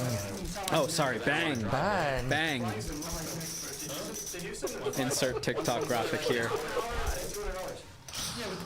Wolfgang's like, anybody got anything? Because, like, you know, I have the nuts. Like, yeah. So many graphics. Oh, wait, did Jason bet? Oh, what, how much is that? Is it? It's 125? Oh, yeah, I call. Big smile. Big smile for the camera. Talking to everybody. Yeah. He seems pretty happy with himself. Hard. Oh my God! Let's What go, the let's go, heck? let's go. This is such a sweat. Checks again. Checks twice. Check back for equity. Yeah. Yeah. There you Hard. go, Jason. Oh. No. Boat. I wonder if Wolfgang just bombs it and goes huge just to rep a stone cold bluff. Nah, he doesn't. Okay. I mean, like, doesn't never quit. You see that? Yeah, get your camera out. Get this on camera. Yep. Make sure to. Jason Yeah. Barrett's Make sure like, to oh, see. the genius checking back. I didn't bluff at that. Yep, gotta get a shot of Jason. It's like, look at this idiot. He almost bluffed me, but I had a boat. And then he uses that other sound. What is it? Like the little plush toy sound, you know? Yeah. Yeah. What a champ. The guy, the man himself. I don't know the technical. That's not the right word. Theoretically sound stuff there. Because Jason checks back so much. I'm not even gonna start with the theoretically sound stuff. I mean, he's in there with Jack 4 suited, like Yeah, all right. in a 5-way pot. I don't know. It doesn't matter. Who cares? Yeah. All right, Seinfeld 3 betting after early position open. So under the gun 1, under the gun 2. Guess Jason here is gonna cold call or 4 bets. I love that move. I would fold, yeah, exactly. that move. King Queen off is just Pick like up the chips and fold. yeah, not a. Okay, Tom has a reasonable candidate for 4-bet bluff, but decides not to. I mean, really low frequency, but you know, it's still in there. John is gonna peel, and we gotta flip. We gotta flip. Do we don't? Not anymore. And John would have just flopped gin, right? You mean Tom? Tom, not Yeah. John. Tom would have flopped gin with Jack 10 of diamonds. Do you know who folded King Queen? Jason, Yup. he doesn't care. He's not even in the seat. Yeah, John's gonna pick one off here. Sorry, buddy. King not coming. Or Queen not coming, rather. Or King, for that matter. Could see a He's got 10. 2 outs. Could see a 10. I guess if we see a spade on the river, we can see something spicy happening. But I don't really see it. I think it's just gonna go check that fold. No, just check. Seinfeld is just gonna play it safe and clean river, like most of the rivers in the deck. Yeah. Yeah. Yeah, I think we're only looking for basically a spade as like an unclean river, I guess, or a Broadway card, some sort. So checking back turn is Just pot control. pot control, ace queen, can't really get 3. Have a bluff catcher. He got a lot of. I mean, I feel like this hand is. He announced the bet. We didn't get it though. 540 is what he wins, but No, he wins. He announced some bet. He announced a bet, but we're not sure what size that he decided to choose. What do you think the announced bet in the 3-bet pots in early position against early position 3-bet, like undergun 1, undergun 2, 3-bet, undergun 1 defend, and then announcing a bet on the river? I mean, it seems strong. I always think announcements are very strong. I don't know. But like, it'd be a very easy thing to fake. I don't have enough of a sample size to even say anything about it, but I just wonder. My initial read is like, this is strong, but then I like consciously tell myself not to put too much weight on it because it'd be a really easy thing to fake. You know what I mean? Tell me about it. As somebody who punts because of someone doing something weird, like, you know, they go to announce a number on the river when they bet, and they go, and they just barely get 2,000. I remember you telling me a hand. Where Jason did exactly that. You told me about a hand like the second time we played together or something, and you told me about a huge hand where a guy, like, just the way he very like slowly threw out chips and how evenly they spread across the table. That was Paulo. You knew that he had the nuts. Yes, that was actually Paulo. And it was really funny because before he did that, he counted to 5 in his head. You told me that part too. And I had the second nuts. I had jacks. I had a set of jacks, and he rivered a gut shot. And he counted to 5 in his head, and then flicked the chips like he was in a movie. God, how did you know exactly what I was talking And then This happened like 8 months ago. I know. It was a long time ago. Anyways, I just call, and the guy has the nuts, and I have the second nuts, and turn it over. And he's like, "What? How did you just call?" Yeah, I know. And I'm like, I just got lucky.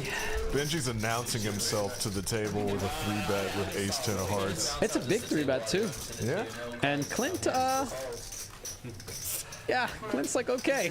Let's battle in position. Let's go ahead and battle with the kid. Benji's a huge dog. Ace, Hello. queen, flop. God, this is so brutal for Benji. God, Clint having a night. Clint just having a night from heaven. Benji flop dead. Yeah. Benji flop dead needs running tens.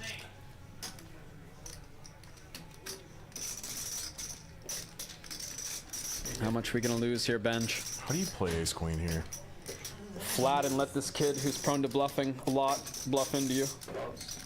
That was what I thought you were gonna say. Like, how often are you worried about spades? Like, with the ace and the queen out there, just not very. You have to have jack 10 of spades. In the 3-bet pot, I'm not going to be too mubsy about it. All those suited one gappers are gone. Benji slows down. And I assume that Clint is going to slow down on the spade as well. Benji makes the correct play. I think Benji is just at this point. Yeah, he's just going to shut it all the way down. Clint has been prone to make these murky value bets. He's had incredible reads all night. On the textured turns, so I assume that he's going to continue on with that. 800, I think, is 900 might be a high enough price for Benji to lay down his hand. And I mean, Benji knows that he needs to be letting go of this more speculative 3-bet from the big blind at more of a high frequency than average, especially against the defend from under the gun 2, which is just going to be more dominated ace heavy. Yeah, I think Benji picks off this spot. I mean, he's experienced enough and he knows what he's doing. So I don't know. He You sure think he's gonna call? My attention is drawn right now to Seinfeld and John's hand, speculating how long Benji's going to take about this. Not very. Okay. I don't know. Benji puts the call in about 30 seconds. Now Benji's stack size is now a concern. Yeah, it's tough to fold his hand. Obviously, I mean, I think that Clint is basically just saying he has a flush. I don't know if a set would ever jam this even. I mean, his 2 pair is basically the same exact thing as a set in a 3-bet pot. Yeah. And Benji was giving himself, what would it be, 4-1? The pot size on the graphic is not really indicative because Clint's in for his whole stack. Yeah, the effective stack was like 3K. Yeah, guys, Benji's getting about this is a 6K 4.8. He's getting 3-1. Yeah, 4-1 roughly, right? Yeah, 4-1. Sorry. Yeah. So Benji's getting 4-1. I mean, it's blah blah blah. Too good of a price. If he has ace king, he has ace king. If he has ace jack, he has ace jack. If he has ace jack offsuit, he has ace jack offsuit. If he has ace queen, he has ace queen. Shit, if he has ace 9, if he has ace 9, like what do you beat? Nothing. But we're still gonna call anyways because the price is good. Because the price is good. Oh, if he has a flush, he has a flush. It's cooler. That's what it comes down to for me when I'm getting a price like this.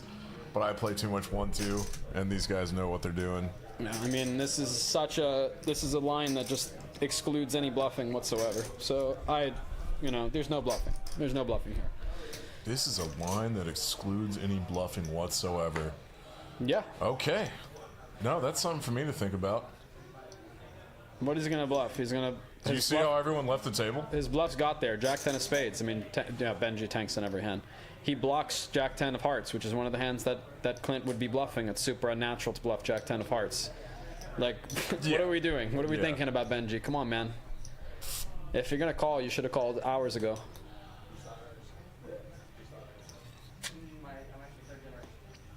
Everyone at the table's gone. I'm surprised Clint's still there, honestly. Same. That sucks, man. That Dude. sucks. I feel bad. Clint's reads have been incredible. Yeah, Clint really does just find his man really well, and Benji loses a stack. I don't know. I just thought something was up. Easy game, ace king, ace queen, just Damn, dude. Wow. No, it was the whole price thing. It was definitely the price, right? I mean, it is too good of a price, and I think he made a little bit of a miscalculation on the turn call. 'Cause I don't know what prices aces- himself in, right? Yeah, I don't know what ace that he thinks he's beating at that point. He must think that Clint just must be in there with so much garbage, or maybe under pairs, or flipping out with like pocket kings or something like that. I mean, it's just so thin, you know. It's hard to think of hands that I'm beating. It's such a strong line. I hate to do this to you, but I have to pee again. Go ahead. You're crushing that. Down here for it, huh? Second give me that hand. It's on play right now. Well, Clint wins another big one. Running hot. And sort of a coolery board. 50.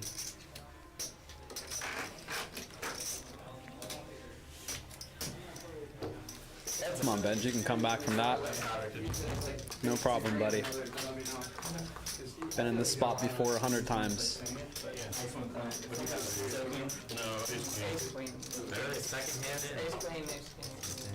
Assume Tom is going to put a bet in here with 4-3 off. He does.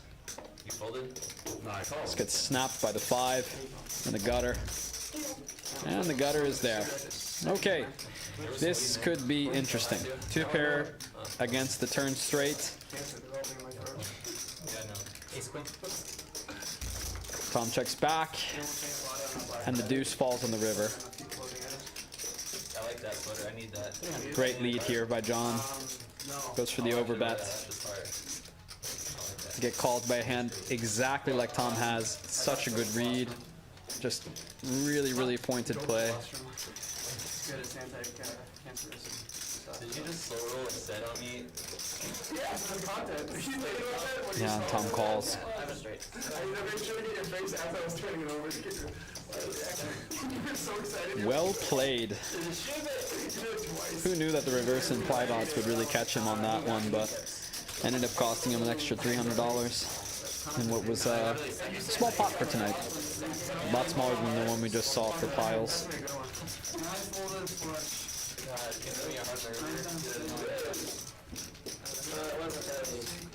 Oh, you were at the 10-9. He was talking about. It was a. Wait, what happened? Did Benji fold in, or what? He called. No, I called. He had to call. Called and lost. No, I didn't have to call I it. mean, like, That's the case scenario. Clint waking up with ace king or ace queen again. more than likely you're wrong. Clint just hand after hand after hand, just running super, super hot. Making great reads, great plays in the mix, and then bam, cooler.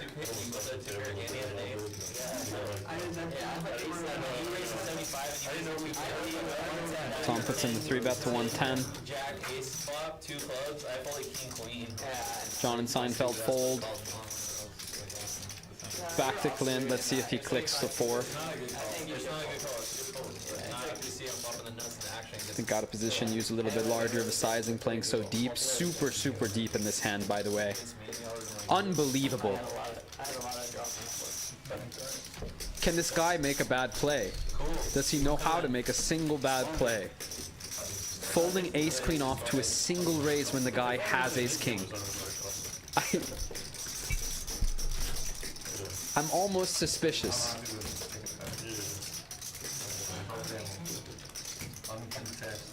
What?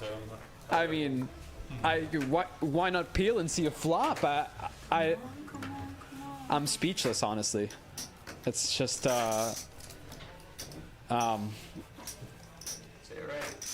I'm speechless. That's incredible.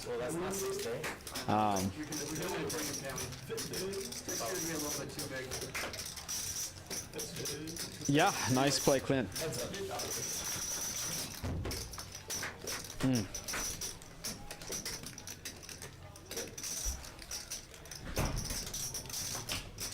Hey, so Clint just opened ace queen off under the gun, and there was a 3-bet by Tom, and Clint just folds ace queen off to 1 raise. And guess what Tom has? Ace king. Ace king. Preternatural. Preternatural. Supernatural. Pretty interesting, as you know, he's called 4 bets with ace queen in many spots, in 1 spot tonight, and 3 bets every time with snap frequency. And then we get a snap fold when the guy has ace king. That's pretty strong stuff. What are you insinuating? I mean, does this guy know the cards? Is this Skynet? Is this Skynet? Like, is he getting phoned in? Like, what is this? He's got reads, man. Certain of it. Yeah, this time I saw Jason Burt in the bathroom, and he was like, dude, sevens? Really? That was also an incredible hand. Yeah. You weren't in here yet because Jason Burt earlier in the night snap folded All right, the queen. Benji until we gotta see this. Oh, yeah, three-bet yeah, go pot. ahead. Yeah. Hefe and 6 deuce. Benji 3-bet 9-8. John has 10s. He cold calls the 3-bet. Not really a play that many make, right? It's an interesting play. John does this more often than other players do, but he's good at it. Yeah, it's really, really tough to mix this type of play, and Benji sees a flop that favors him. Kind of feels neutral with cold calling, cold calling a 3-bet in position, being a little bit stronger. I would assume. I don't know. What are your read on these types of ranges? Like we're thinking like maybe 8s plus and. Some Cold king, calling some, 3-bets yeah, like some a lot king, of queen, suited aces. yeah, some ace queen off, And maybe a lot at the of minimum. a lot of like 9s, 10s. Yeah, I think ace, 7s, 8s, 9s, 10s. ace plus ace queen off. 2 pair for Benji here. What a card. King, some suited two gappers that are the Broadway variety. You know, these types of hands. God, what a card for Benji. His specific hand. Amazing. 6-7 gets there. Benji puts an overbet in. Yeah, but I mean, it's just this action is just so favorable for the opener, and even though I think that John would think at this point, like, oh yeah, I think I have the stronger range here, cold calling a 3-bet. I mean, still, it is a 3-better. Gets rid of the nit button, shows down the best hand. Okay, well, anyways. Clint's up 7.6. Smashing the game, guys. Good God. Smashing the game. Has not made a bad play all night. Play boss, man. All night. And John, horrible night. All this money is basically coming right from John's pocket. We don't have to rub it in like that. It's awful. It's awful. He's I running mean, into it. It's definitely a bad run. I mean, we saw the aces versus queens cooler. We saw the 10-7 and queen 10 hand, which you just would think that Clint's hand is a draw most of the time anyways. And he's just trying to get rid of the nit button or making a play at the nit button. I mean, there's a lot of factors going into that, but definitely can't fault him for making the call with the 10-7 in spades. I mean, it's just a really tough night. So he's back in this. Benji also down a buy-in, but I mean, Benji's just getting started, right? And Yeah, that doesn't matter, going. Benji. Nope.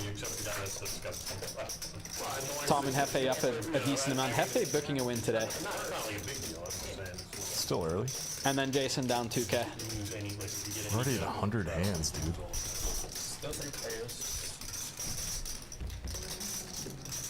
There's an hour left. We got 100 hands, and there's an hour left.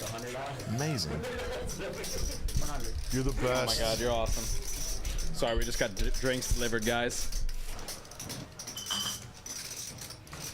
Cheers, buddy. Thank you, Ruby. Good to see you. Cheers, Thank bud. you. Thanks for coming in. Oh yeah, absolutely. I'm glad I was able to make time. You let me know early enough. Oh, it was Tuesday. It is Tuesday. I mean, not much to do on a Tuesday, right? That's right. What am I gonna do? Go and like grind a 1-2 game? You know, just a 1-2 fish over here.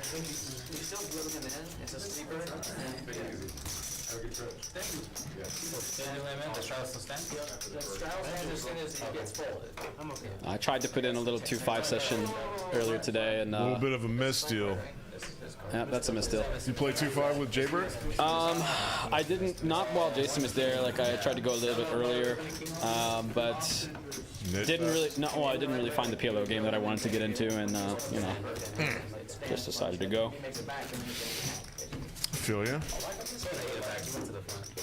You know, So happy to hear that Jason ran into Mr. Regis. Mr. Regis is a staple at TCH Social. Definitely a classy place, and you know, great room. And of course, you know, Regis, we love you. I hope you're you, listening, buddy. even though I know you're totally not. But Definitely not. we love you. I haven't seen him in so long. He would play in this game if the $25 straddle wasn't allowed. That's I interesting. understand. That's I interesting understand why. because you know I know he plays in. Oh wow, Hefe's got ace king here. Let's go. Let's go. Let's go. Come on, let's go, Hefe. Let's jack it up, buddy. Don't slow play. He will not. Damn, seat open. Good boy. Nice play, buddy. Goes to 450. Pretty big. I mean, out of position. Nice size. Seinfeld might feel frisky enough to peel. But I think he'll think better of it and end up folding here. I mean, this is just a lot of money to put in with pocket sixes, don't you think? Yeah. Nit button be damned. And then Clint, I don't know what Clint's gonna do. In my mind, I would start doing some like set mining implied odds math. He just rips it. God. What? Yeah, let's. Okay, yeah, sure, let's flip. Why not? Go twice? Twice? Yeah, they're going twice. And I mean, the aces and kings are live here. Yeah. So, I mean, he could... It's a straight flip. He could conceivably hit both boards since none of the big cards have folded. Hello! Well, he Burnt hits it on one. the first one. Yeah, tournaments just give you like a funny 6 cents for that. Oh, really? Yeah, you might think. Oh, I saw all the people's hands that are in the... You might think that's crazy, but No. You know more than me. somehow it does. Oh, there's the 6. right. Okay, chop it up, guys. Or okay. Weird hand. Really weird hand. Really weird hand. Okay, nice flip. Good job. That's a Ha-ha. Seinfeld move, man. That is a very Seinfeld funny haha Yeah. move. Yeah. Hey, max pressure on the owner. Yeah. Hilarious. Yep, just want to get invited back since you're jamming pocket sixes, letting the whole table know. Wait, what is the so the nit button? The nit button goes away from Hefe, right? Because he won the top board. yeah. Gotcha. Okay, as long as we know that. Okay. That's so- what's the most no, important. They were both. I mean- the last two. Yeah. So since Seinfeld lost that top board, he is gonna. Wait, does everybody Seinfeld? out. Yeah, he's gonna have to pay up everybody. Yeah. Firing black chips at everyone. Pretty sick spot to have a pair against the other guy who was the only dude to have a nit button. See, we always forget to take that into account. I literally Two forget every last single hit time. buttons doing that to each other. It God, it's such a stupid game, but it's so important. really is. That's why they call it the stupid game on Hustler. Is that what they call it? I think so. Good game? Something like that. Who is slinging doors around here? Apparently, we need to be more isolated. Something to consider. We'll think about it. Sound booths. Not enough room in this closet.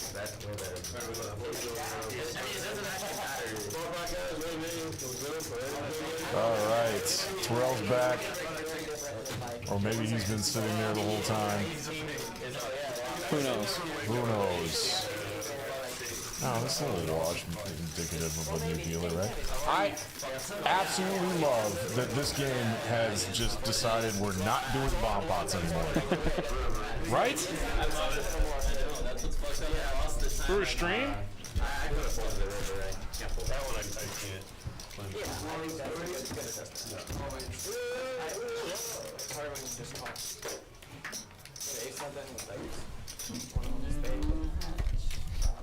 No, not even. Okie dokie. Hand 95. A little over 3 hours. We're getting 30 hands an hour. Pretty decent. Pretty decent. Mupsy. Yeah, monsters under the bed syndrome. This is the first time I've ever heard of this, and I love it. Mubsy. It's old 2+2 thing. No, I'm just surprised I've never heard it before. Tom's got jacks, makes it 100. No one else has nothing. All right, aggression frequencies. Do you know how the software calculates this metric? I think with this, I mean, like the software that you guys use, I don't know if it's the same thing. It's the same thing that everyone uses. Maybe some people have like some updated graphics package, but the bones of this software is like one company does this. Right? You know. It's bets plus raises divided by bets plus raises plus calls plus folds times 100. Say it one more time. Bets plus raises divides by bets plus raises plus calls plus folds times 100. Okay. Fine with me. Whatever. I get it. Yeah, so your numerator is your most aggressive actions, Yeah. right? And your denominator is all of your actions Got as it. a whole. Sure. So makes sense, right? That your aggression actions are on the top, and then your passive actions are included in your aggressive actions and your total actions on the denominator. And then you just personify it. And that's right. Yeah, it's just a percentage among that. Here we go. Tom's got this locked. Yep, just flops. John's John dead. running like ass. Yeah, man, it's just super frustrating. And he's floating with everything, just trying to get unstuck. It's awful. You hate to God, see you know, this. this is just like so brutal. Jeez. It's not fair. You know, the guy doesn't even like. Tom's looking at stacks. Come on. It's a little bit of posturing movement here, but I think he really just wants to know like how eager that John is to get the money in again, because he has a hand that is willing to stack off, and just kind of see if John will signal at it a little bit.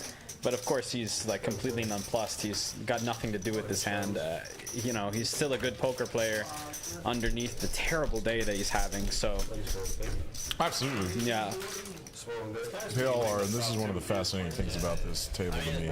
Oh, that they're all crushers. Most weeks. That everybody's good. Most weeks they're all crushers, and the guys that run real bad and have to get unstuck, I like to see the ways they adjust to that. Some guys, I mean, some guys will hold out and get patient and wait for a big hand and get value from it, and other dudes will just turn up their V-pips and see a bunch of flops. yeah, I mean those both of what you just described, they're just tilting. Yeah. You know, that's just the person tilting. I know Phil Golfon likes to say that there's two He types of does. tilt. Yeah, He there's does say that there's you one can tilt really and get passive nittier. tilt, and then there's a really, really active tilt. So, I mean, it's hard not to be tilted when you just get set up in every single spot. You know, you just have to sit up at that point.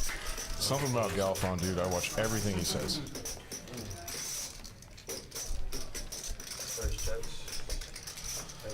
I don't know.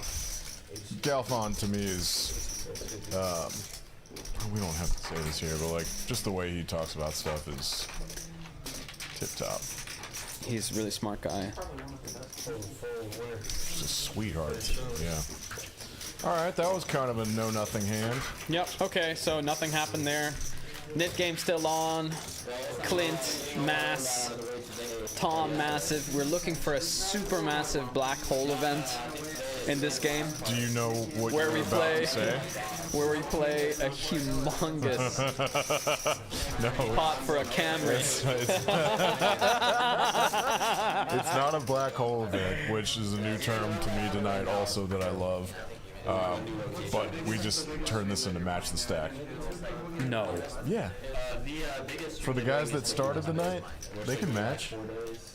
Why That's not? awesome. Okay, so we're about to play. Do it. Okay, yeah, we're about to play super deep then, and we're gonna Yeah, it's not we like, have an it's not hour. like you can show up at 11 after the stream's over and buy Oh, it for 10K. I gotta go home and get money then. I gotta go home and get No, money. it's for the guys. It's for the guys that started the night. No, I wouldn't think of it. I've been drinking, and I don't think it's a good idea. I mean, I can barely call the hands. I have done this before. It's just, Not that I'm averse to Luckily. putting the bullet in or two. But, luckily, I didn't get run for my entire cash stack.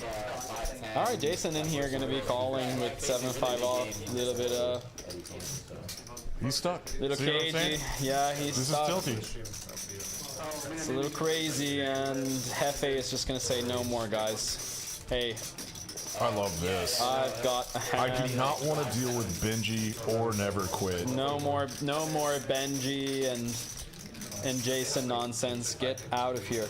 I'm just gonna take down this dead money pre. It's like just a smart and I would do the same exact thing. reasonable thing to do. Get out of there Against with your these trash. two jokers. Good job, gamblers. Yeah. 7-5 off. I mean, come on. Something's got to give. Go talk to him. I don't have Go talk to your boy. He's got it. I don't have to. He'll watch it back. He already knows. Yeah, he already knows. That's our boy. The owner of a brand new neck tattoo. Here at Peaks Dallas Live, we're coming to you on delay. You know what neck tattoos mean, right? You're No real job jobs? ever. Do you think Jason Bird would ever even take a real job if someone gave him one? Everybody loves a no job. Hell no. Yeah, nobody here has My- real. he's Nobody one of my has real favorite jobs fake here. job people in the world. Nobody has real jobs here. Okay, Tom. Snowman. Open. 35. A little smaller. Oh, Benji gonna let go. 10-3 off. John Flatting King 4 off on the button. Okay, this is Two different kinds of tilt. yeah. He's definitely an active guy. Not a bad flop for 8s.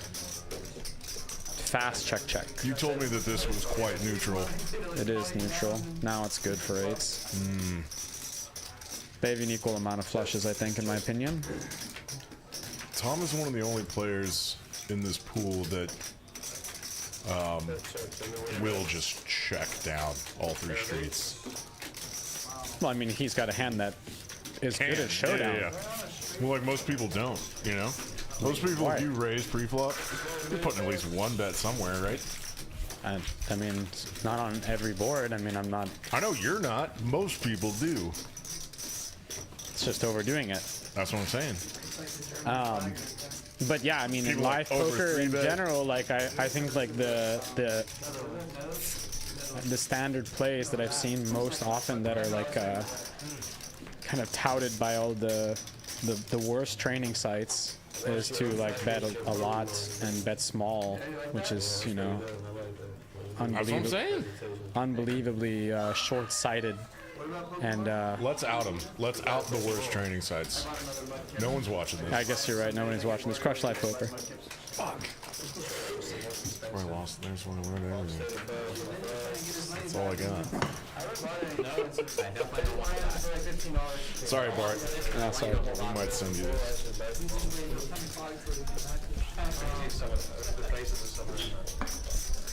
No, I like Bart's practicality, and I think that there's a lot of good info in there. Don't get me wrong, but It stops at 2-5. I just think that there is so much more to the game that to learn how to exploit recreational players and specialize in that is great, because you can just immediately make a living at this game if you're able to do that really well. And I think that's what Bart is good at, and that's why Bart has a storied career. He's an amazing poker player, but Bart knows that he knows a lot more about this game and many other games than the average bear and the average person viewing his training site too. I mean, he's like he's definitely a top-notch, top-rate live pro. So, but CLP. Well, is, you're saying the CLP kind of CLP is stops at 2-5. It's an entertainment subscription, in my opinion. Not much in the leads. You know, it's a bunch of like folksy advice. You know what I mean? I like this folksy. Yeah, this is a real messed up roast, isn't it? That's fantastic. I just did this with Maria Ho the other day, guys, and then I just like went and punted like a 1-2 fish. So, you know, this is just some idiot calling it like an idiot sees it. Well, no, I'm exposed. Everyone knows that I'm just a CLP regurgitator. Everyone knows that. You know that? Everyone That might knows secretly that. be why I said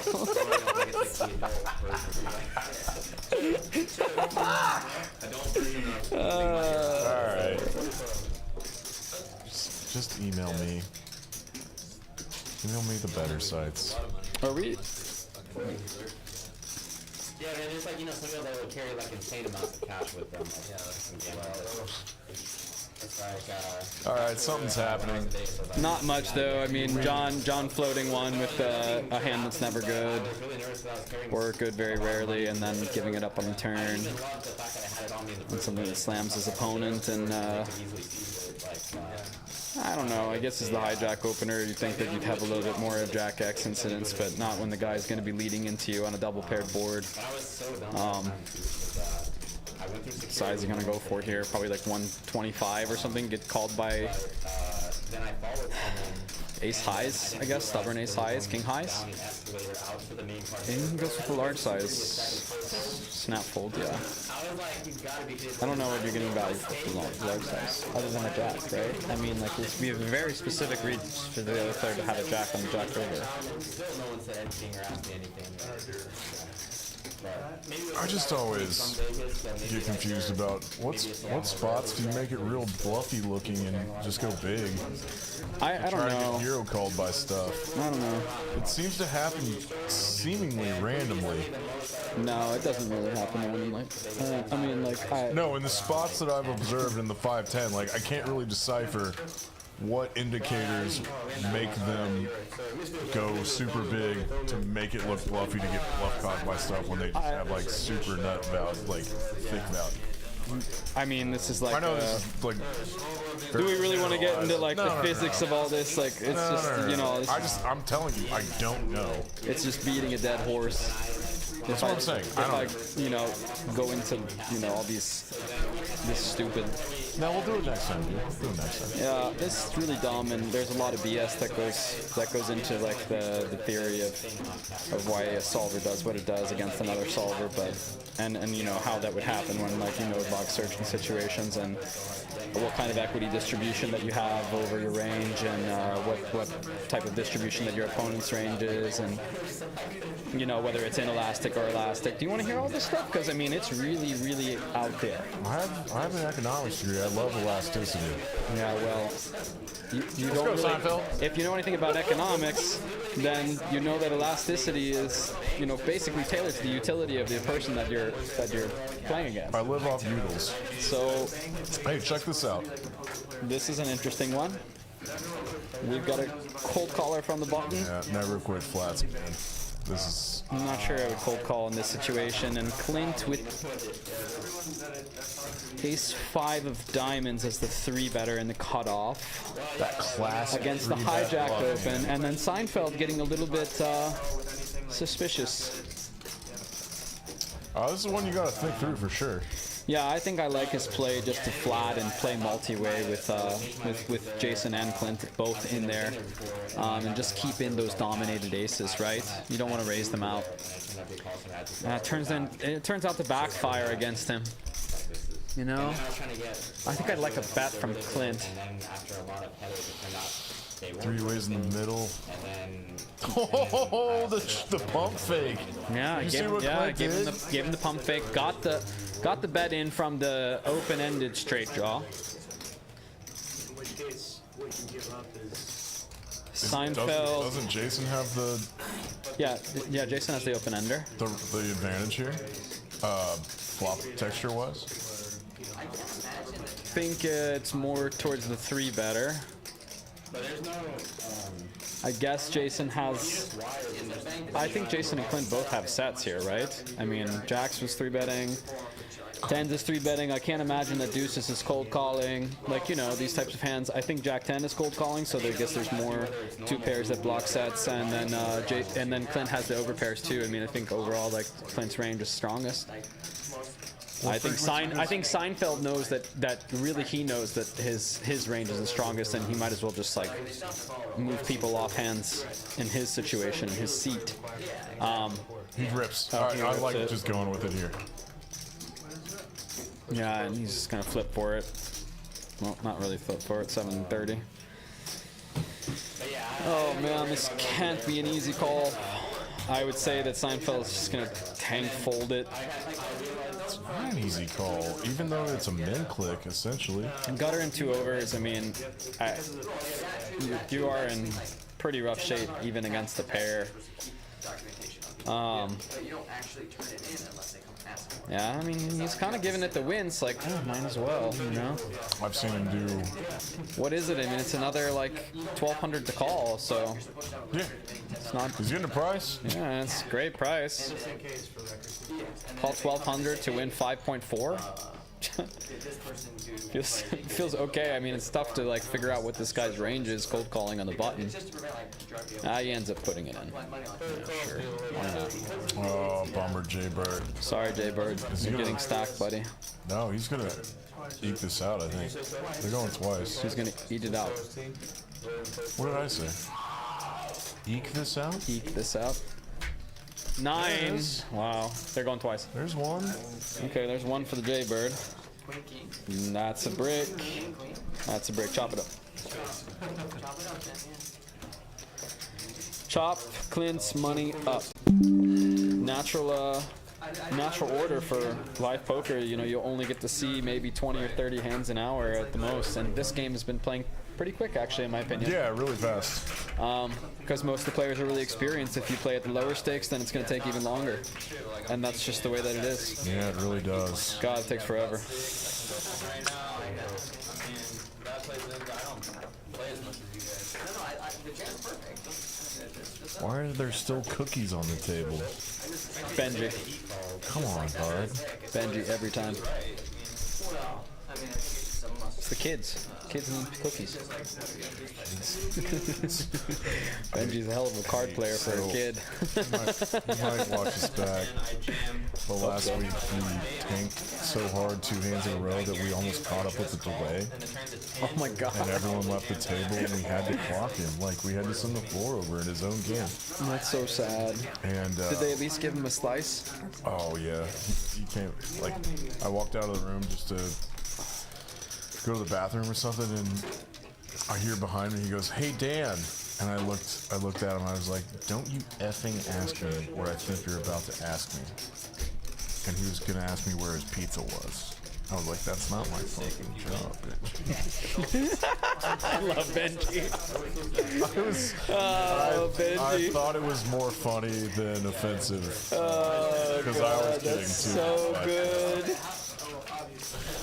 So good. love you, buddy. Should we check in with the chat? Oh, that's right. Good job broadcasting. Good job, you know, poker streaming. We did it. It's not easy. Ain't easy being Rain Danny. It's not easy being sleazy. Something like that. That's what we say in New Orleans. Where is it? It's already over? Wolfgang just snap pulled 7 deuce. Okay. Did he forget the game was on? I don't know. Good lord, no one's watching this. That's not even what it's about. Alright, let's see. King! King, I miss you, man. Oh, I know Nathan Squire. We just don't know when these came in. We're not watching it continuously. Yeah, guys, I mean, if you want to just like spam the chat really fast and, you know, say your hellos, goodbyes, what shout outs we should do. I mean, there's only 10 of you or 11 of you in there, so, you know, we might as well just call your grandma on this one. Just put her number in the chat box. Let's start doing pranks. Nathan, are you playing on Thursday? 1 if you are, and 0 if you aren't. Miss you, King. It's good to hear from you in here. Good hearing from you, King, buddy. I'll see you soon, somewhere. Small way down the road there. I want to get in this game after this one. You're jumping in? No, I'm not jumping. I was gonna say you're gonna empty the clip. Taking a shot. Taking a shot in the piranha pool. If you hop in the game, I'm getting in there. That is so mean of you to say to me. That is so mean. Isn't that awful? Predator. Dude.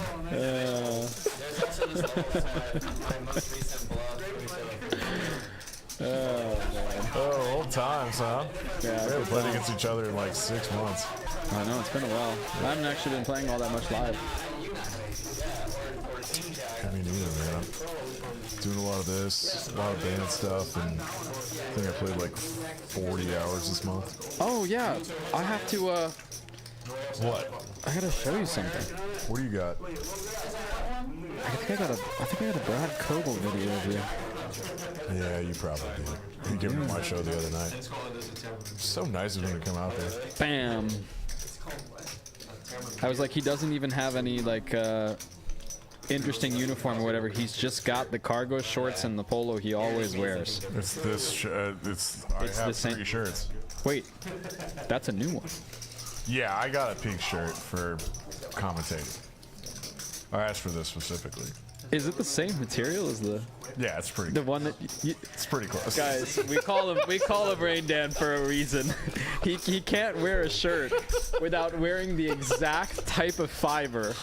You know, he only wears one shirt, and it's for like a company that has nothing to do with him.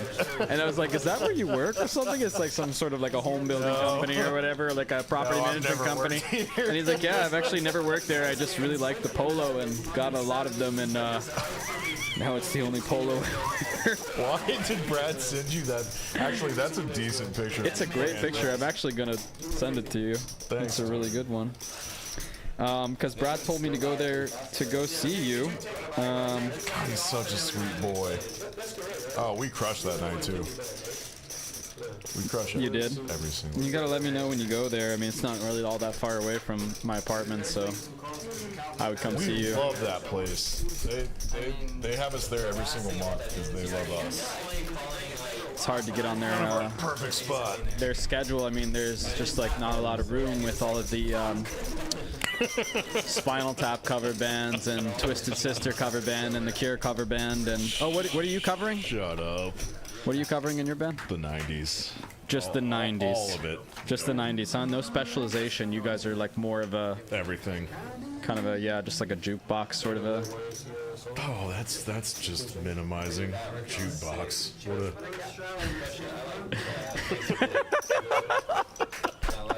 All right, let's keep doing this. This is fun.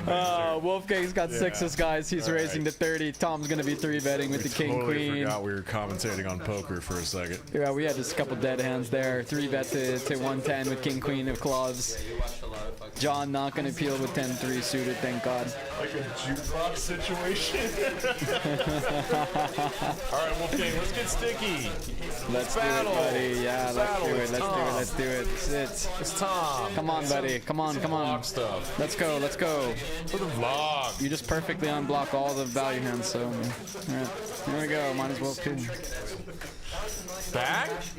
Bang. Bang? Bang. Bang? No bang. No bang. No bang. Like definite no bang, but no action too. Might actually end up getting a showdown. Tom definitely doesn't go crazy. I mean, he's just really controlled. Oh, well, never mind. I spoke too soon, you know. You're turning the open ender. Perfect. No, actually, might incentivize a check on this board. How do you feel about this lead? I think it's great. Wow. I think it's great. I think Tom you is found. suspicious as hell. I think you found a great one. Oh, and these laughs from Tom, they're just always indicative of folding. No, not all the time. He actually called one time with the ace high hand, and then Wolfgang hit the river, right? Oh, after he laughed like that? Yeah, he did. It's been actually mixed. It's been mixed. It's not always, but it has been always a Hey man, if you The balance thing that it has been hard though, tells, it has always been a hand with vulnerable showdown value. yeah, it's a tell. He knows. I'm sure he does, but he doesn't give a fuck. No, he doesn't. Yeah, he's gonna check it back. Snap check. Hey, Hey, bud. Hefe in the house. All hail Got Lord like, Hefe. The provider.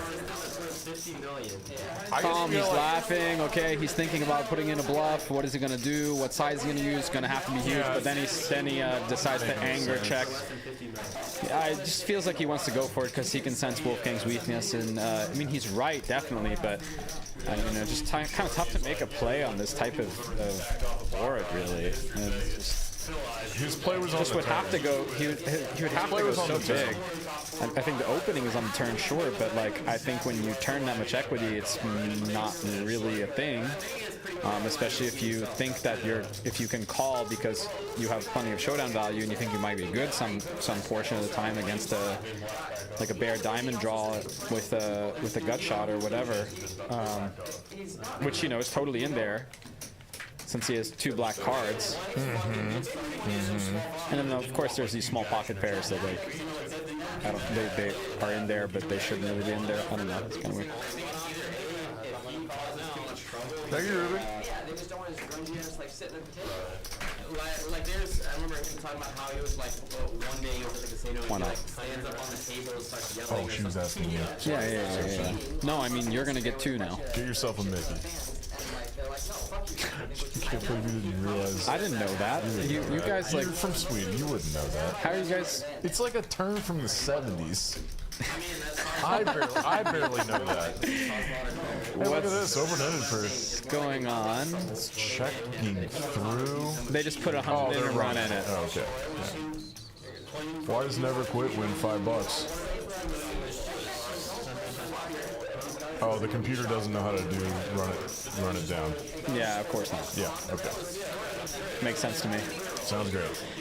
Okay, they put Also, 100 and run the it down. plot was just chopped because it was Ace 9988. Yep, they both play the They board. played it perfectly.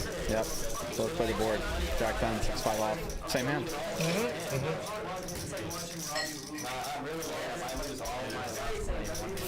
All right, last handful of hands for y'all folks. Tuning in.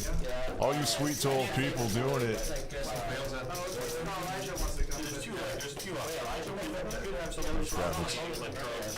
Nice. Okay, so I guess we're gonna go for a little bit longer than what we initially scheduled for tonight. We are very appreciative of all the 10 viewers that we have right now. We are going to put the net game on in the next hand, and then we're gonna go into the net game is played until completion. That's probably gonna be what, another like 5 minutes or so. Anytime you say until completion, like, Is that too technical of a term? no, man, no. It's, I don't know if it's kid friendly. Oh, I see. Is that Harry Hines talk? That took you too long. It did take you too There was long. an article out today about the Harry Hines epidemic. Yeah, man, Did like you see that? I didn't see California the news. I didn't see the article, but I have noticed a lot more activity considering I go there sometimes Or playing cards. And the drive Yeah, we there, know. the drive there is insane. There's a lot of people on the side of the road. Mm-hmm. And there apparently is an epidemic. An epidemic of ass. All right, weird stuff. okay, we got some clicking going on here. Never quit. Just, well, I guess it's not that weird. Jack bets, right? Decent jack. It's value from stuff. Stuff sometimes. Diamonds. Diamond draws, right? Yeah. 9-10. Yeah, I think Block of 10. yeah, I know, but it's just like the Jack, range. The King range Jack is, doesn't always have to check back. the small right? blinds range is so condensed, and the buttons range is so wide that like I don't really know like what your. I think maybe like probably like mixing a really large bet and then a lot of very small bets and then mostly checks makes the most sense. But I think if you're gonna bet, you probably choose the smaller route.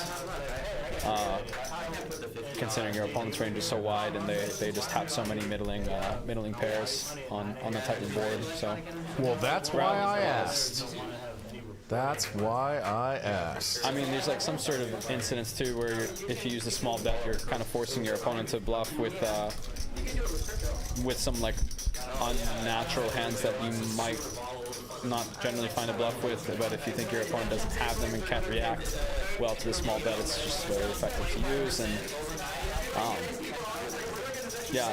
Your computer's overheating. Anyways, nice hand, Jason. Nice hand, Jason. Tom flopping an open ender and Seinfeld with the gut shot in 2 overs.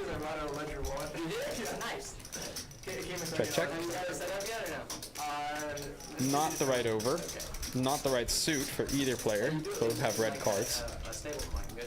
I think Tom probably make a stab at it after check on the reg. I think something big like 110 is just like probably in order. Oh, he decides to go for the overbet, which I think is like one of the better plays I think that you can make.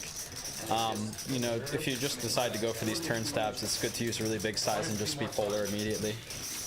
So I mean, I'll take that into account.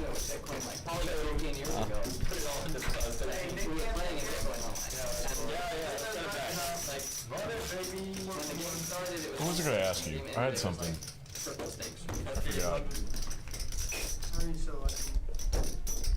Hold on. Graphics. I love your new nickname, dude. this is not. So It's not okay. Actually, we did not cut this off at 11. We're playing this until the Nit game's over. so guys, you heard that. The Nit game is on right now, and we are going to continue the stream until one of these sorry donkeys has to pay all of the other sorry donkeys $50. I love this move. It's fine in this game, but we did this once on the content creator game. Oh God. And there is like Jello from Next Gen and Funky Punts from California. We were here for an extra hour because two dudes had Nit buttons for 45 minutes. No way. Not kidding. Who were the two guys? It was Jello. No, it wasn't Jello. It was Rosie. Rosie from Next Gen and Funky Punts from California. You know that guy. God, is there a mute button on this thing? Who are you? Are you trying to mute me? Myself. Oh, yeah, I know. It was fun.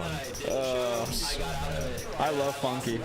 So you do know Funky? Of course, He's such a sweetheart. Remember the hand that? Yes. Yeah, that. Yes. Where I almost got killed full aces. So close. Giljet.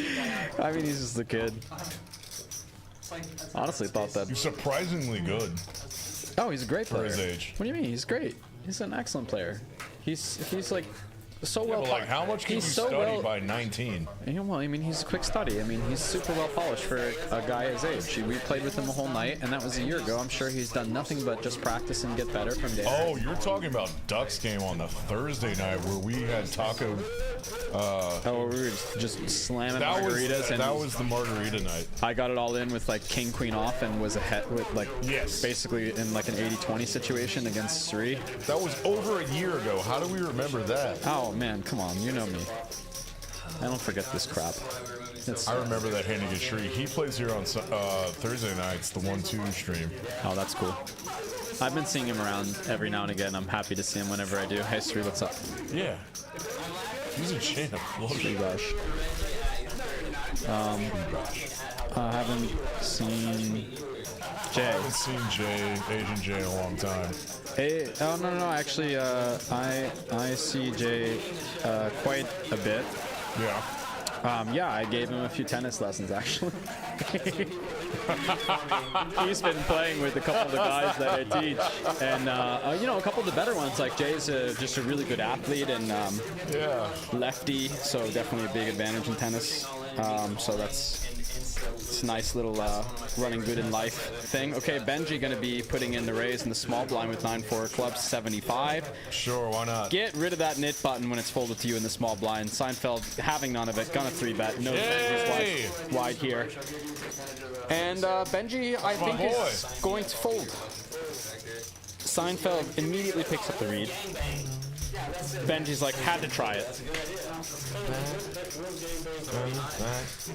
Seinfeld just randomly comes up with like a serviceable hand, like something that's decent-ish.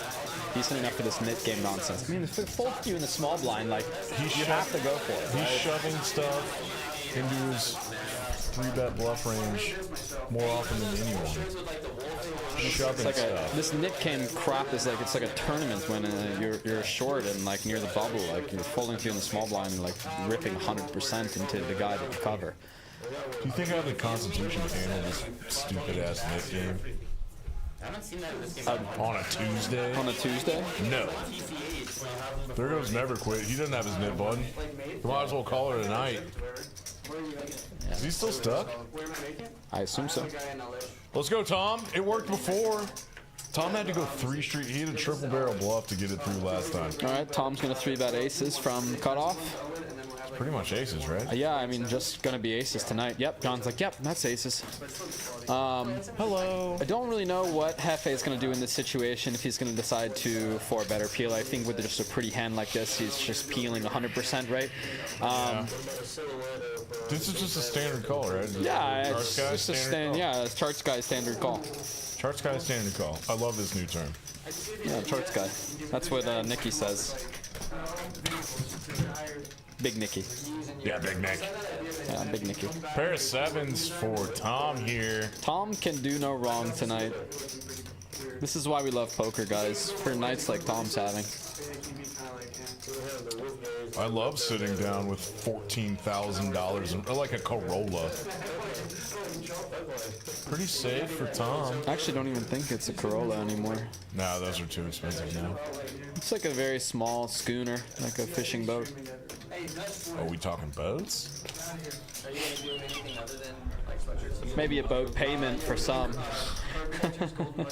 All right, Hefe gonna go ahead and get frisky with Queen Jack. I mean, Creativity. definitely very creative play here. Think maybe it needs to be a little larger to disincentivize the floats, especially considering he blocks so many of them. So it'd be pair heavy when he calls, and Tom is pair heavy at this point. Yep, he's got a 7, and he just gets there on the river. Lord. Bink. Bink. Bink just gets there in the river. This is what Nick's blonde would say on a situation like this. It's fun, man. All right. Jack is good. Jack is good. I like this chair. This is a really comfortable Probably chair. fits you better than me. Look what I got to work with. You're feeling it. Bingo. Oh, what's up, What's up, Eric the Provider. He's joining us from the past or the future. He's winning. Peaks Dallas live on delay. You just won that hand with Queen Jack. Good job, buddy. Hey, that was nice. Hey, you're winning tonight, right? Binked it on the river.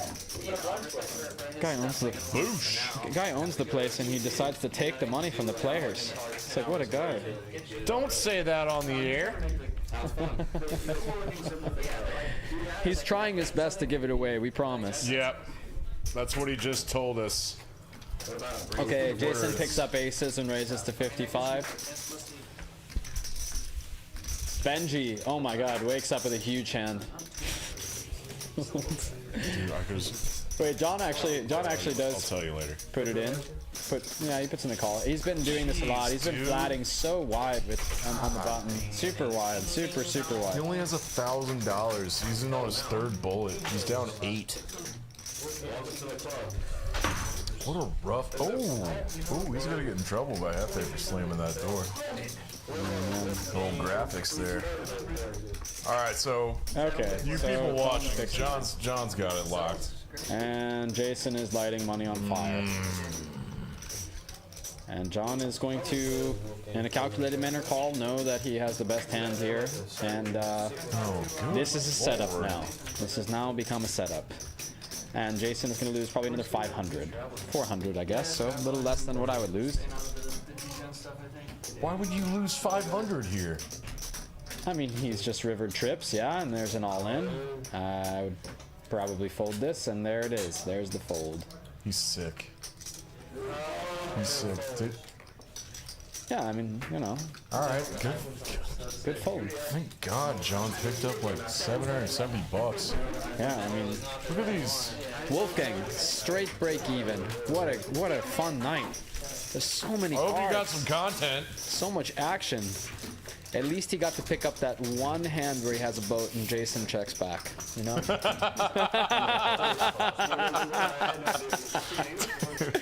I like when you're 3 Mickeys in, you get kind of mean. No, I'm always this mean.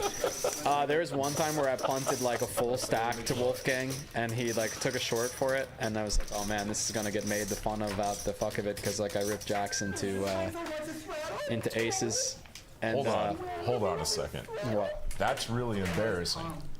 Do you not remember the short where I turn up with my shirt off? Oh God! So we've all done something embarrassing for Wolfgang's God. I could have sworn he told me that he wasn't gonna post it. It was up the next day. Yeah, I mean, like, You know what? I After told him this post long, with immediately. like 500,000 people seeing it, how could I care?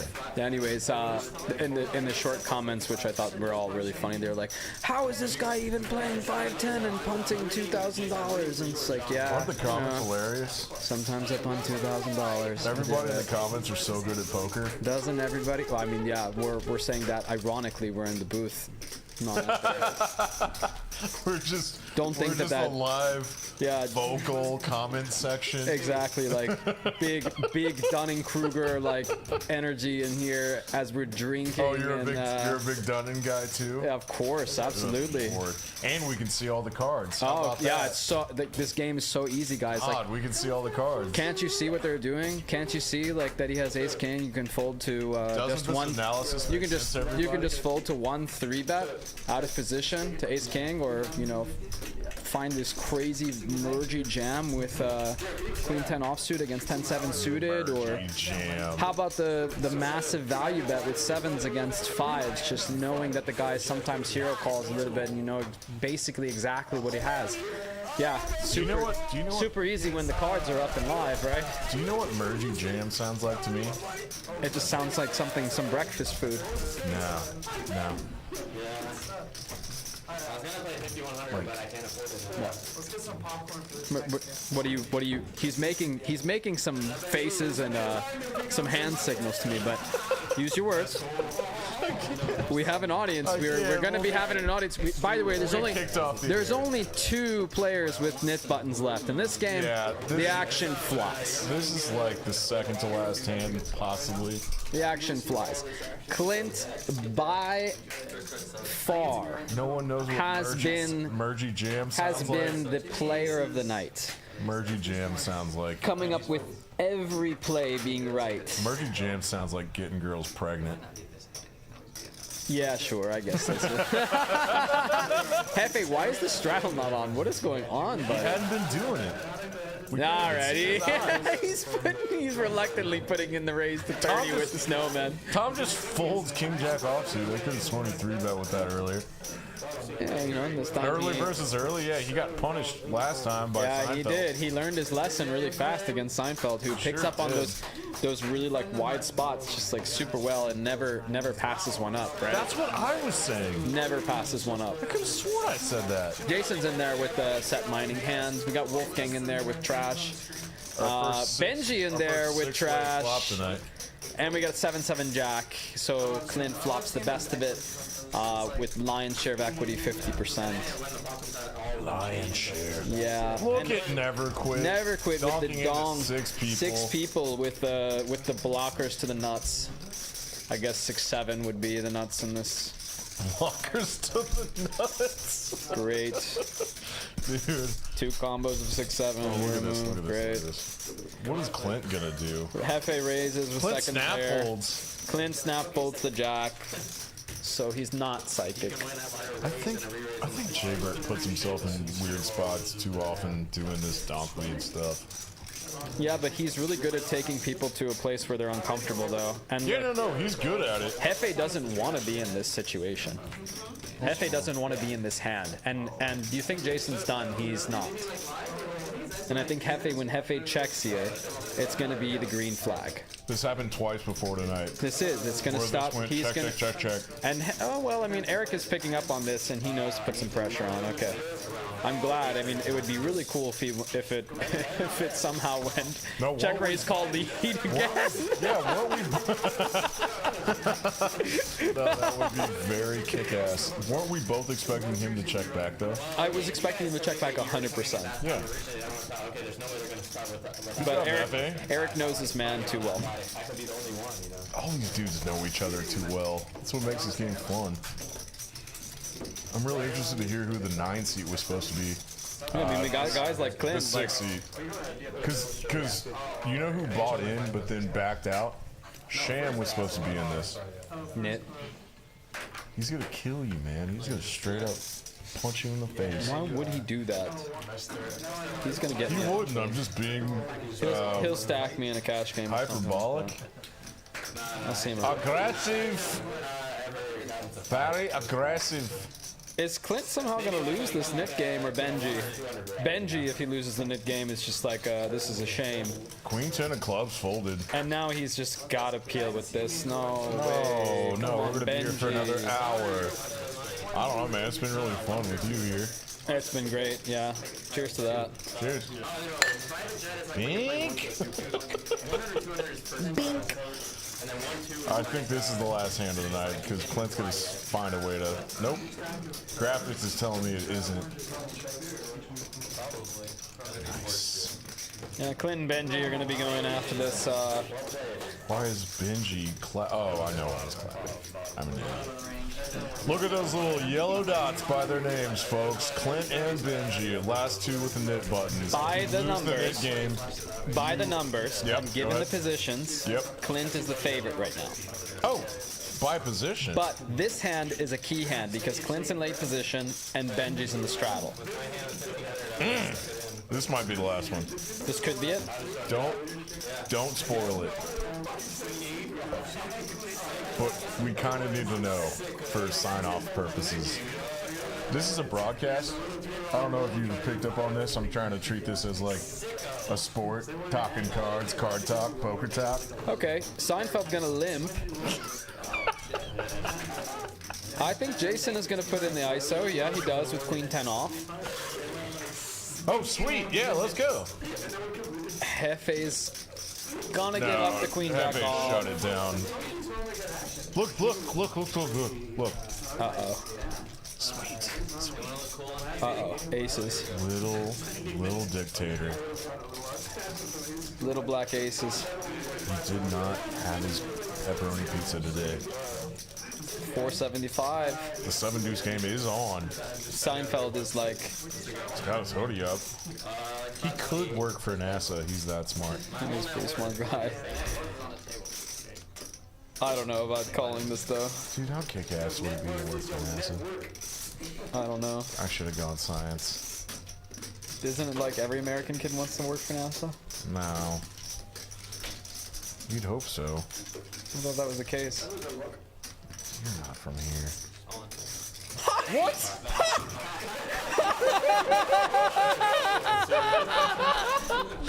High fives me! High Let's five! fucking go! High fives me! Yay!